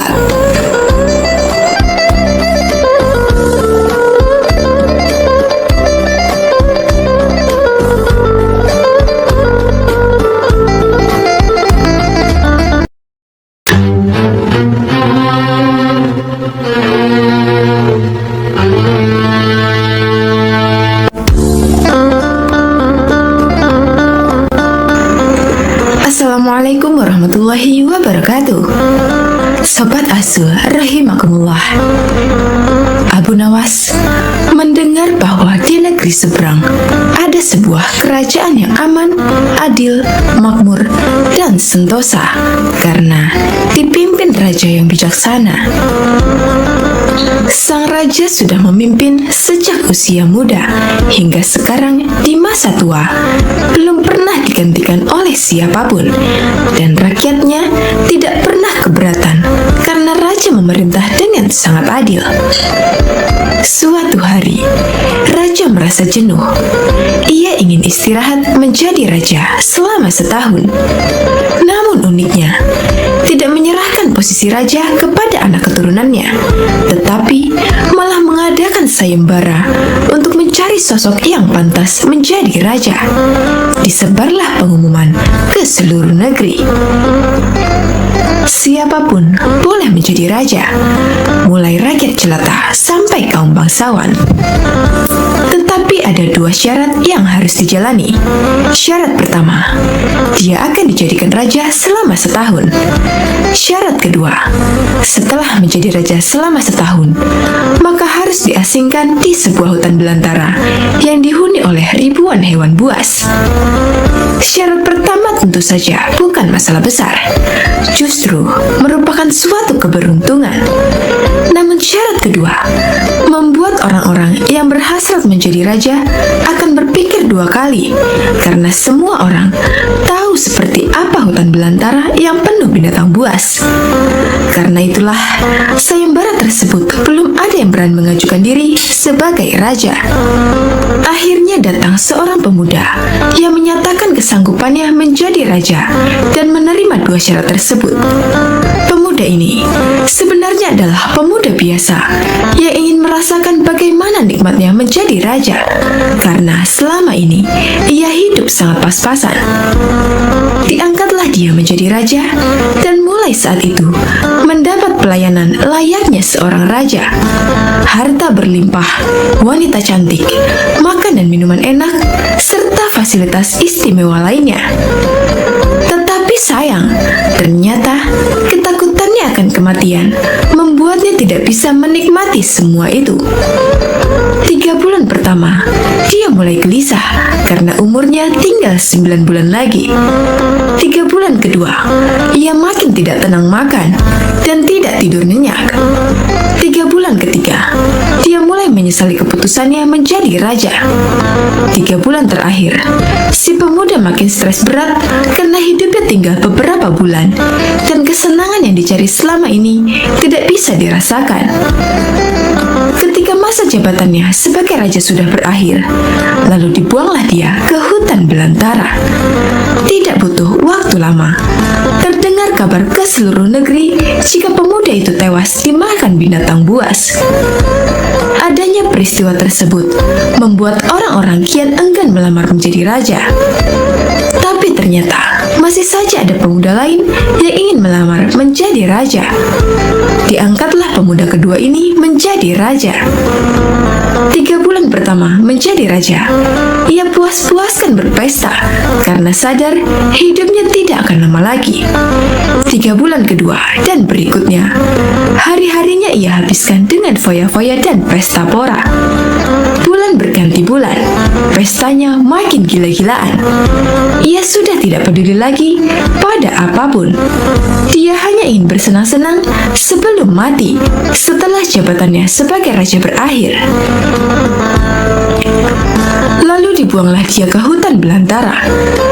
Tak berapa lama, terdengar kabar bahwa si pemuda kedua tewas diterkam singa.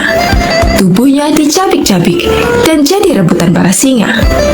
Peristiwa ini membuat banyak orang melupakan mimpi menjadi raja. Mereka masih penasaran apakah masih ada orang yang cukup bodoh untuk melamar menjadi raja. Suatu hari, Abu Nawas mampir ke negeri tersebut dengan tujuan menemui sahabat lamanya yang kebetulan merupakan penduduk di sana. Sesampainya di negeri itu, dengan penuh kehangatan, Abu Nawas disambut temannya. Mereka berdua saling melepas rindu satu sama lain. Di sela-sela obrolannya, Abu Nawas merasa iba dengan kondisi sahabatnya itu. Ia kini hidup miskin, tinggal di gubuk kecil reot, hanya seorang diri. "Mana istrimu?" tanya Abu Nawas. Semenjak aku jatuh miskin, ia pergi meninggalkanku, jawab sang sahabat. Ya sudah, ya sabar ya. Yang penting kamu jangan tinggalkan sholat. Dan jangan lupa berdoa kepada Allah agar Allah membukakan pintu rezeki untukmu, tutur Abu Nawas. Alhamdulillah, aku tidak pernah tinggalkan sholat. Bahkan, aku sekarang rajin berpuasa sunnah, balas sahabatnya. Oh iya, ngomong-ngomong, mana nih makanannya? Dari tadi kenapa belum keluar? Celetuk Abu Nawas. Maaf Abu Nawas, aku sudah tidak punya apa-apa. Aku sendiri kadang sehari makan, kadang tidak, ujar sahabatnya. Mendengar hal itu membuat hati Abu Nawas makin tersenyum. Kenapa tidak mencari kerja? Upahnya kan bisa untuk membeli makanan, tanya Abu Nawas.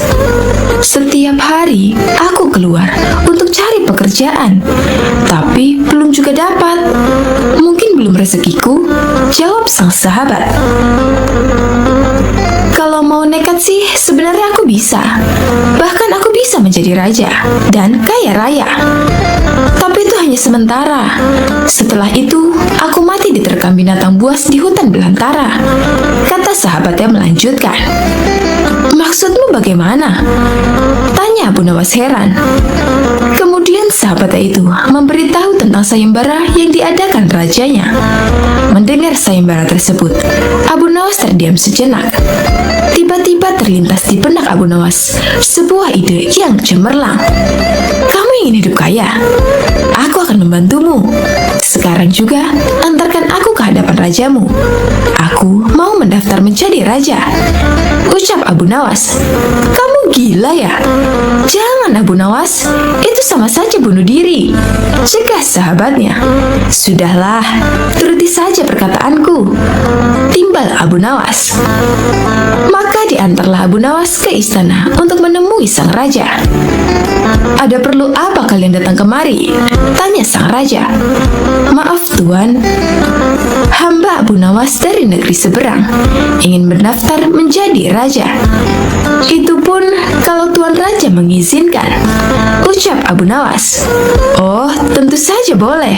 Siapapun dipersilahkan menjadi raja. Tapi ada dua syarat yang harus dijalani, ujar sang raja. Hamba siap paduka yang mulia, tapi hamba minta satu permintaan. Izinkan sahabat hamba ini menjadi pengawal pribadi hamba, kata Abu Nawas sambil menunjuk sahabatnya yang berdiri di sampingnya. Oh, silakan saja. Saat menjadi raja selama setahun, kau berhak atas segala sesuatunya, termasuk mengatur semua prajurit kerajaan beserta para menteri. Tapi ketika masamu menjadi raja berakhir, sahabatmu juga harus ikut kau dibuang ke hutan belantara, timbal sang raja. Sahabat Abu Nawas ini kaget dan sempat menolak dijadikan pengawal pribadinya. Namun akhirnya Abu Nawas berhasil membujuknya.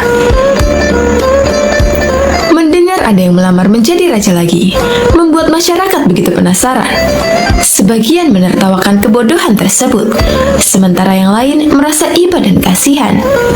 Abu Nawas akhirnya diangkat menjadi raja dan diberi segala kemewahan serta kemudahan fasilitas layaknya baginda raja. Ternyata berbeda dengan dua pemuda sebelumnya. Abu Nawas tidak berpesta pora dan foya-foya, namun ia membuat beberapa tindakan selama menjadi raja. 3 bulan pertama, Abu Nawas memerintah ribuan prajurit untuk membabat habis hutan belantara dan memindahkan semua binatang buas ke tempat lainnya. Sebagai raja, tentu perintahnya harus dipatuhi. Setelah 3 bulan berlalu, hutan belantara tempat ia akan dibuang kini menjadi tanah kosong yang siap huni. 3 bulan kedua, Abu Nawas memerintahkan para arsitek membuat istana megah untuk dirinya, tentunya dengan uang kerajaan yang dikuasai. Abu Nawas bisa membangun apa saja, termasuk membangun istana di tanah yang dulunya adalah hutan belantara. Dalam jangka waktu 3 bulan, berdirilah istana megah dan kokoh. 3 bulan ketiga, Abu Nawas Nawas memerintahkan para prajurit membawakan harta dan perabotan dikirim ke istana yang baru saja dibangun. 3 bulan terakhir, Abu Nawas menawarkan kepada masyarakat siapa saja yang mau pindah di wilayah istananya akan dibuatkan rumah dan diberi modal uang untuk berdagang. Kesempatan tersebut tidak disia-siakan oleh warga. Ratusan orang mendaftarkan diri untuk pindah ke sekitaran istana Abu Nawas. Selama 3 bulan terakhir, tempat yang tadinya hutan belantara kini berubah menjadi pemukiman penduduk. Bahkan, di sana Abu Nawas mempunyai istana dengan dipenuhi harta kekayaan. Akhirnya habislah masa jabatan Abu Nawas sebagai raja. Sesuai perjanjian, Abu Nawas dan sahabatnya dibuang ke hutan belantara yang kini sudah menjadi pemukiman penduduk. Sesampainya di sana, Abu Nawas dan sahabatnya memasuki istana barunya. Ini semua untukmu. Kau sekarang sudah menjadi orang kaya raya. Tapi jangan lupa bersedekah, tutur Abu Nawas. Sahabatnya itu terkejut bukan main. Ia langsung merangkul Abu Nawas dan mengucapkan terima kasih. Akhirnya Abu Nawas pun pamit pulang kembali ke negerinya. Wallahu a'lam bishawab.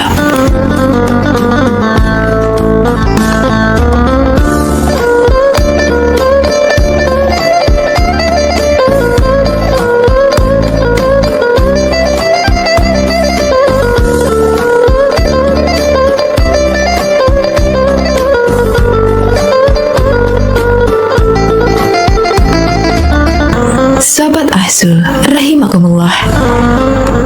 Abu Nawas adalah salah seorang penyair terbesar sastra Arab klasik. Abu Nawas sering dikisahkan sebagai sosok yang bijaksana sekaligus jenaka.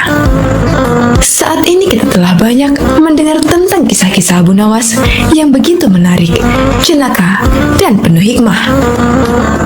Tapi, ada satu kisah yang menarik, dan mungkin banyak dari teman-teman yang penasaran di mana Abu Nawas berhasil menjawab pertanyaan dari Raja Harun al-Rasyid tentang manakah yang lebih dahulu diciptakan antara telur dan ayam.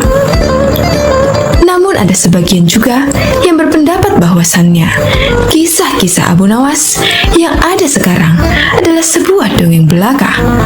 Jadi kebenarannya hanya Allah Subhanahu wa Ta'ala yang Maha mengetahui.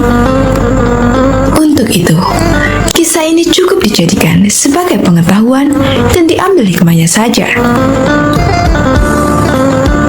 Pada suatu hari, Raja Harun al-Rasyid sedang merasa bahagia karena dia mendapati ayam betinanya telah bertelur. Melihat ayam yang bertelur, sang raja dapat ide untuk membuat sayembara kepada masyarakat. Lalu sang raja pun mengumpulkan orang-orang atau rakyatnya itu di sebuah lapangan yang luas. Kemudian sang raja berkata, "Wahai rakyatku, siapakah di antara kalian yang dapat menjawab pertanyaanku? Manakah yang lebih dulu diciptakan antara ayam dan telur? Barang siapa dari kalian yang berhasil menjawab pertanyaan dengan alasan yang logis, maka aku akan hadiahkan 1 peti penuh uang emas.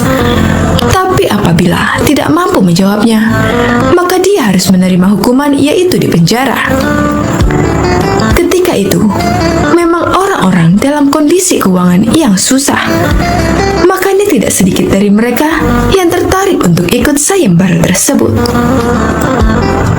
Mereka begitu tertarik dengan hadiah yang dijanjikan. Tapi masalahnya, mereka juga tak cukup pintar untuk bisa menjawab pertanyaan tersebut dengan disertai alasan yang logis. Selain itu juga, mereka takut dimasukkan ke penjara apabila tak bisa menjawab pertanyaan dari sang raja. Akhirnya dari sekian banyak penduduk yang ada waktu itu, hanya 4 orang saja yang nekat mengikuti sayembara tersebut. Dan salah seorang di antaranya adalah Abu Nawas. aturan dari sayembara ini ada dua. Yang pertama, mereka harus menjawab dengan masuk akal. Kemudian yang kedua, peserta harus bisa menjawab sanggahan dari sang raja. Singkat cerita, pada suatu hari dimulailah sayembara perlombaan tersebut dan keempat peserta telah siap di depan panggung.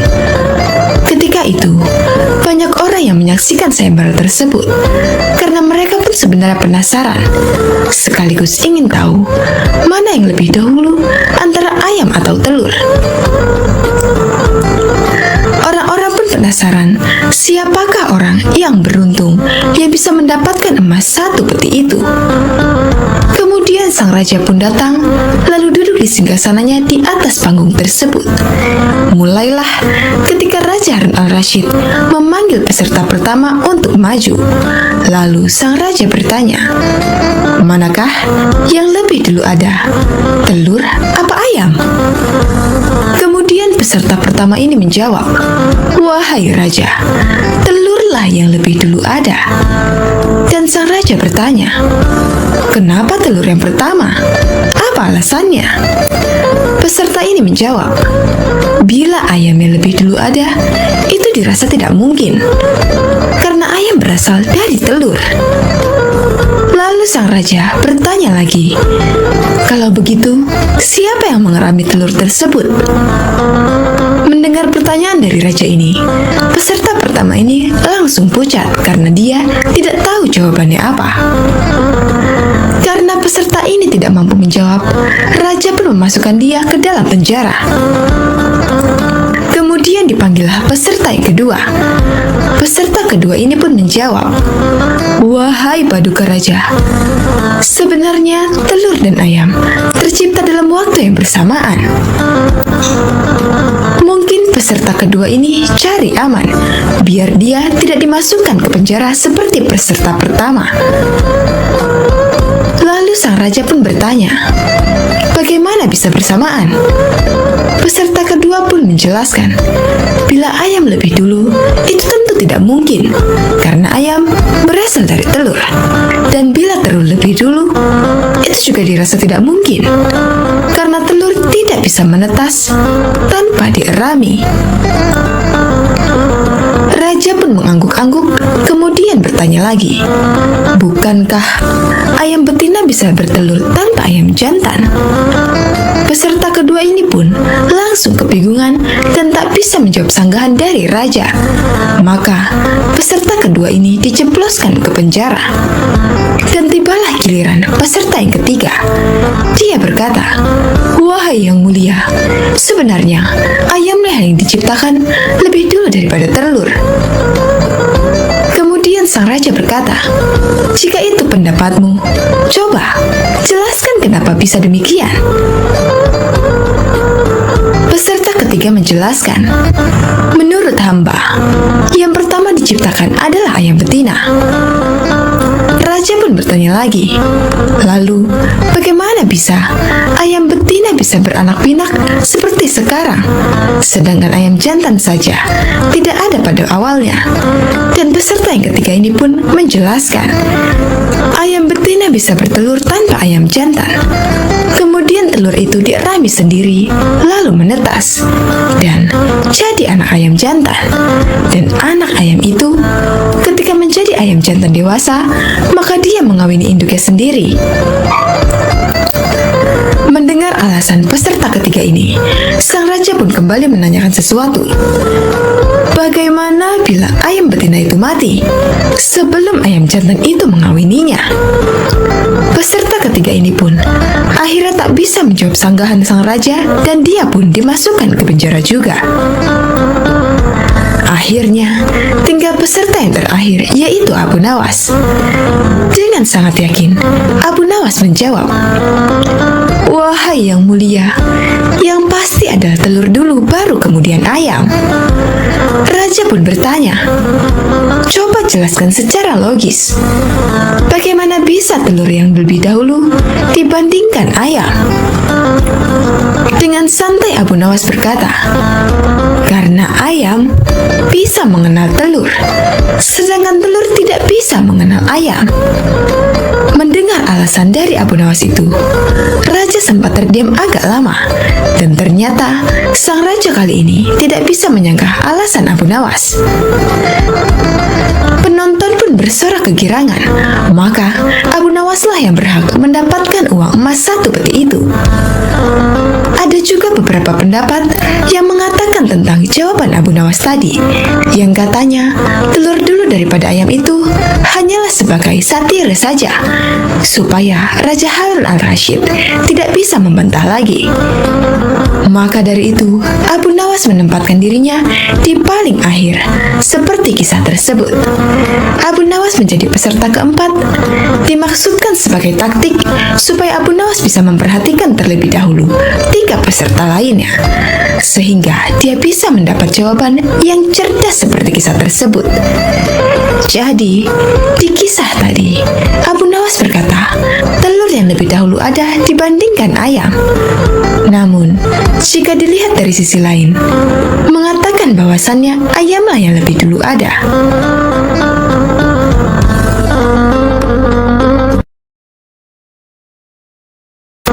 Sobat Azul, rahimakumullah. Suatu ketika, Abu Nawas tertunduk sedih saat mendengar perkataan istrinya. Tadi pagi, atas perintah langsung dari raja, beberapa pengawal kerajaan membongkar dan menggali rumahnya dengan paksa. Istrinya memberitahukan Abu Nawas bahwa perintah untuk menggali rumahnya itu disebabkan karena raja bermimpi di bawah rumah Abu Nawas terdapat emas dan permata yang tak ternilai harganya. Tetapi setelah digali, ternyata emas dan permata itu tidak ditemukan. Yang membuat Abu Nawas kesal dan bersedih adalah raja tidak meminta maaf kepada Abu Nawas. Bahkan tidak ada ganti rugi atas kerusakan yang telah dibuat orang-orang kerajaan. Lama Abu Nawas berpikir, tapi belum juga ia menemukan cara untuk membalas perbuatan raja. Makanan yang dihidangkan oleh istrinya tidak dimakan karena nafsu makannya telah hilang. Malam pun tiba, tetapi Abu Nawas tetap tidak beranjak dari tempatnya semula. Keesokan harinya, Abu Nawas melihat lalat-lalat mulai menyerbu makanan Abu Nawas yang sudah basi. Tiba-tiba, ia tersenyum gembira. Abu Nawas berkata kepada istrinya, "Tolong ambilkan kain penutup makananku dan sebatang besi." "Untuk apa?" tanya istrinya bingung. "Aku akan membalas perbuatan raja yang seenaknya merusak rumah kita," jawab Abu Nawas. Dengan wajah berseri-seri, Abu Nawas berangkat menuju istana. Tiba di istana, Abu Nawas memberi salam hormat dan berkata kepada raja, "Maaf raja, aku menemuimu untuk mengadukan perlakuan tamu-tamu yang tak diundang. Mereka memasuki rumahku tanpa izin dan berani memakan makananku." "Siapakah tamu-tamu yang tak diundang itu, wahai Abu Nawas?" tanya sang raja. "Lalat-lalat ini, raja," kata Abu Nawas sambil membuka penutup piringnya. "Kalau bukan kepadamu, kepada siapa lagi aku harus mengadukan ketidakadilan ini?" lanjut Abu Nawas. "Keadilan seperti apa yang kamu inginkan dariku?" tanya raja. "Aku hanya ingin mendapatkan izin tertulis dari raja untuk bisa menghukum lalat-lalat ini," jawab Abu Nawas. Meskipun terdengar aneh, tetapi raja tidak bisa menolak permintaan Abu Nawas karena saat itu para menteri sedang berkumpul di istana. Raja merasa malu jika menolak permintaan dari rakyatnya. Dengan terpaksa, raja akhirnya membuat surat izin yang isinya memperbolehkan Abu Nawas untuk memukul lalat-lalat itu dimanapun mereka hinggap. Tanpa menunda-nunda lagi, Abu Nawas segera mengusir lalat-lalat dari piringnya. Lalat-lalat itu terbang dan hinggap di sana di sini. Dengan tongkat besi yang sudah sejak tadi dibawanya dari rumah, Abu Nawas mulai mengejar dan memukul lalat-lalat itu. Seekor lalat hinggap di kaca. Abu Nawas pun memukul kaca itu hingga pecah. Begitupun dengan lalat-lalat lain yang menempel di vas bunga dan patung hias. Abu Nawas memukul tongkat besinya ke segala arah, sehingga sebagian perabotan istana pun menjadi hancur. Bahkan Abu Nawas nekat memukul lalat yang kebetulan hinggap di guci sang raja. Raja pun tidak bisa berbuat apa-apa, kecuali menyadari kesalahannya karena telah merusak rumah Abu Nawas dan keluarganya. Setelah merasa puas, Abu Nawas pun pamit pulang. Kini, barang-barang kesayangan raja telah hancur lebur. Bukan itu saja, raja juga merasa malu. Ia sadar betapa kelirunya berbuat semena-mena kepada Abu Nawas. Abu Nawas yang selalu lucu dan sering menghibur banyak orang itu ternyata bisa sangat marah kepada orang yang mengganggunya. Sementara itu, Abu Nawas pulang dengan perasaan lega. Ia sudah tidak sabar ingin bercerita kepada istrinya di rumah tentang apa yang baru saja ia lakukan di istana.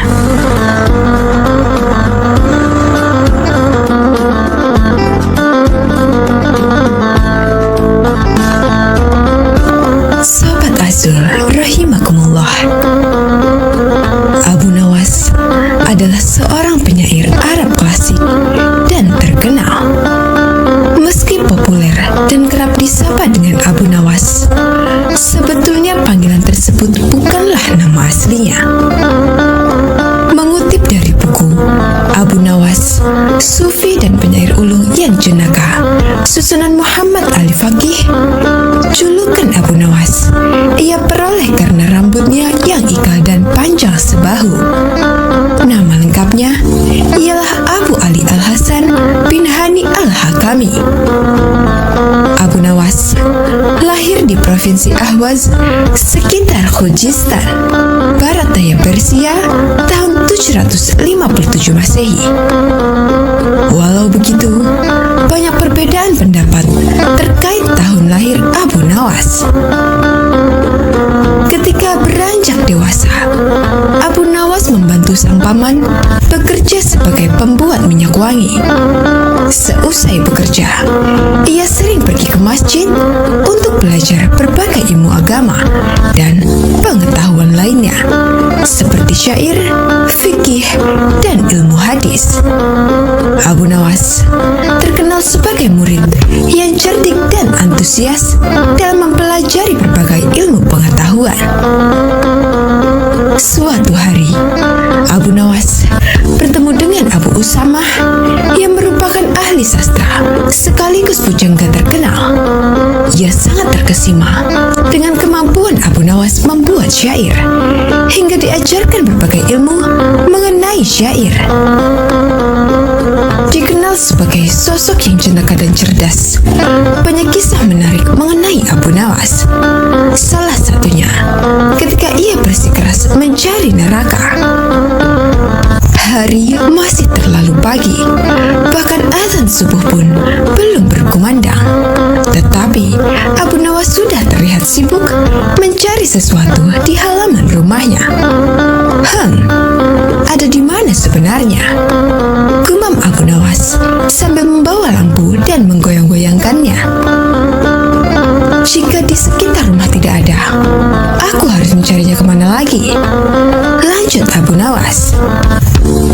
Tak lama kemudian, terdengar azan subuh. Abu Nawas pun segera bergegas pergi ke masjid. Di sepanjang jalan, ia pun masih sempat memeriksa tempat-tempat yang tertutup. Hai Abu Nawas, kau sedang apa? Apakah kau kehilangan sesuatu? Tanya seseorang yang melihat gerak-gerik Abu Nawas yang sedang mencari-cari sesuatu.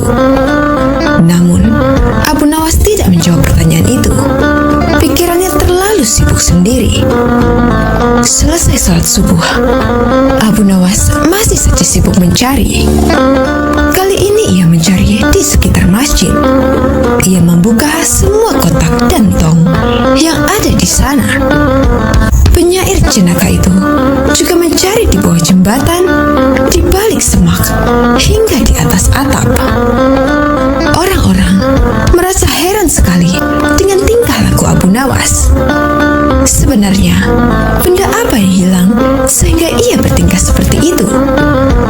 Bisik seseorang kepada yang lain. Siang harinya, Abu Nawas masih terlihat sibuk mencari kesana kemari. Meskipun matahari bersinar terik, Abu Nawas masih tetap membawa lampu minyak miliknya. Kali ini ia mencari ke sekitar rumah-rumah warga. Lagi-lagi, aksinya ini membuat para tetangganya merasa keheranan. "Hai Abu Nawas, apakah kau butuh bantuan?" tanya salah satu tetangga yang memperhatikan Abu Nawas sedari tadi. Namun Abu Nawas menolak tawaran tersebut. 2 hari berikutnya, Abu Nawas masih saja sibuk mencari sesuatu itu kemana-mana sambil membawa lampu minyak miliknya, baik malam ataupun siang hari. Hingga hari keempat, orang-orang sudah tidak sabar lagi dan sangat penasaran dengan apa yang sebenarnya dicari oleh Abu Nawas. Sehingga di antara mereka ada yang mendesak Abu Nawas sambil bertanya, "Hei, siang hari begini, buat apa membawa lampu minyak? Jadi sebenarnya apa yang kau cari?" "Aku sedang mencari neraka," jawab Abu Nawas. Sontak semua orang yang ada sekitar Abu Nawas dan mendengar jawabannya tertawa terbahak-bahak. "Dasar orang gila, ternyata Abu Nawas sudah gila," kata mereka. Setelah itu, mereka mulai bubar karena tidak mau berurusan dengan orang gila. Sesuai hukum yang ada di kota Baghdad, orang gila dilarang untuk berkeliaran. Mereka harus ditangkap dan dikurung. Beberapa warga Baghdad akhirnya melaporkan kelakuan Abu Nawas kepada prajurit kerajaan agar segera menangkap Abu Nawas. Abu Nawas pun ditangkap dan dibawa ke penjara istana. Hal ini membuat seluruh kota Baghdad pun geger. Mereka dibuat penasaran dengan tingkah dan kesalahan apa lagi yang dilakukan oleh Abu Nawas. Begitu mendengar Abu Nawas di penjara, Raja Harun memerintahkan agar Abu Nawas dipanggil dan bertemu dengannya. Berangkatlah pengawal Raja Harun untuk menjemput dan membawa Abu Nawas. Setelah sampai di sana, Raja Harun memerintahkan ikatan tangan Abu Nawas untuk dilepas. Beliau pun bertanya, "Kali ini, apalagi kesalahanmu, wahai Abu Nawas?" "Maaf, Baginda, saya tidak melakukan kesalahan sama sekali," jawab Abu Nawas. "Lantas, mengapa kamu membawa lampu di siang hari seperti orang gila?" tanya Raja Harun. "Saat itu, saya sedang sibuk mencari neraka, Baginda Raja." Raja dan seluruh menteri yang ada di ruangan itu tertegun mendengar jawabannya. "Kau gila, memang benar kau sudah gila," teriak Raja di depan Abu Nawas. "Tidak Raja, saya tidak gila. Merekalah yang gila. Mereka yang melaporkan, menangkap, serta yang menganggap saya gila," jawab polos Abu Nawas. Abu Nawas meminta Raja untuk mengumpulkan semua yang terlibat dalam penangkapannya. Raja Harun mengabulkan dan mendatangkan mereka. Setelah semua sudah berkumpul dengan jumlah yang cukup banyak, Abu Nawas bertanya dengan lantang, "Wahai kalian yang mengaku waras, apakah menurut kalian orang yang berbeda pandangan adalah orang yang berdosa dan sesat?" "Benar," jawab orang-orang. "Apa hukumnya bagi orang yang berdosa dan sesat?" "Kamu memang gila. Tentu saja hukumannya adalah neraka. Dan kamu adalah contoh orang yang sesat. Kamu pasti akan masuk neraka," jawab orang-orang itu. "Baiklah, menurut kalian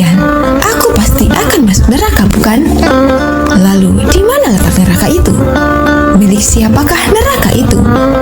Jika neraka itu milik Allah dan letaknya di akhirat, lantas mengapa mereka begitu mudah menentukan neraka bagi seseorang?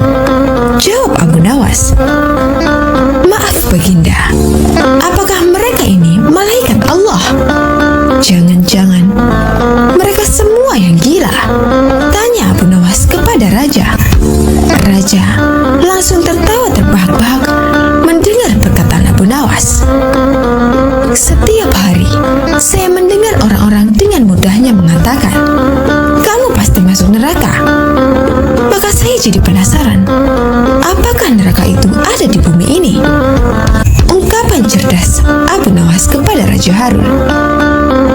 Dari kisah ini dapat diambil hikmah bahwa tak sepantasnya kita dengan mudahnya menghakimi seseorang yang berdosa bahwa ia pasti masuk neraka. Sebab hidayah Allah tak ada yang tahu akan datang kepada siapa. Wallahu a'lam bishawab.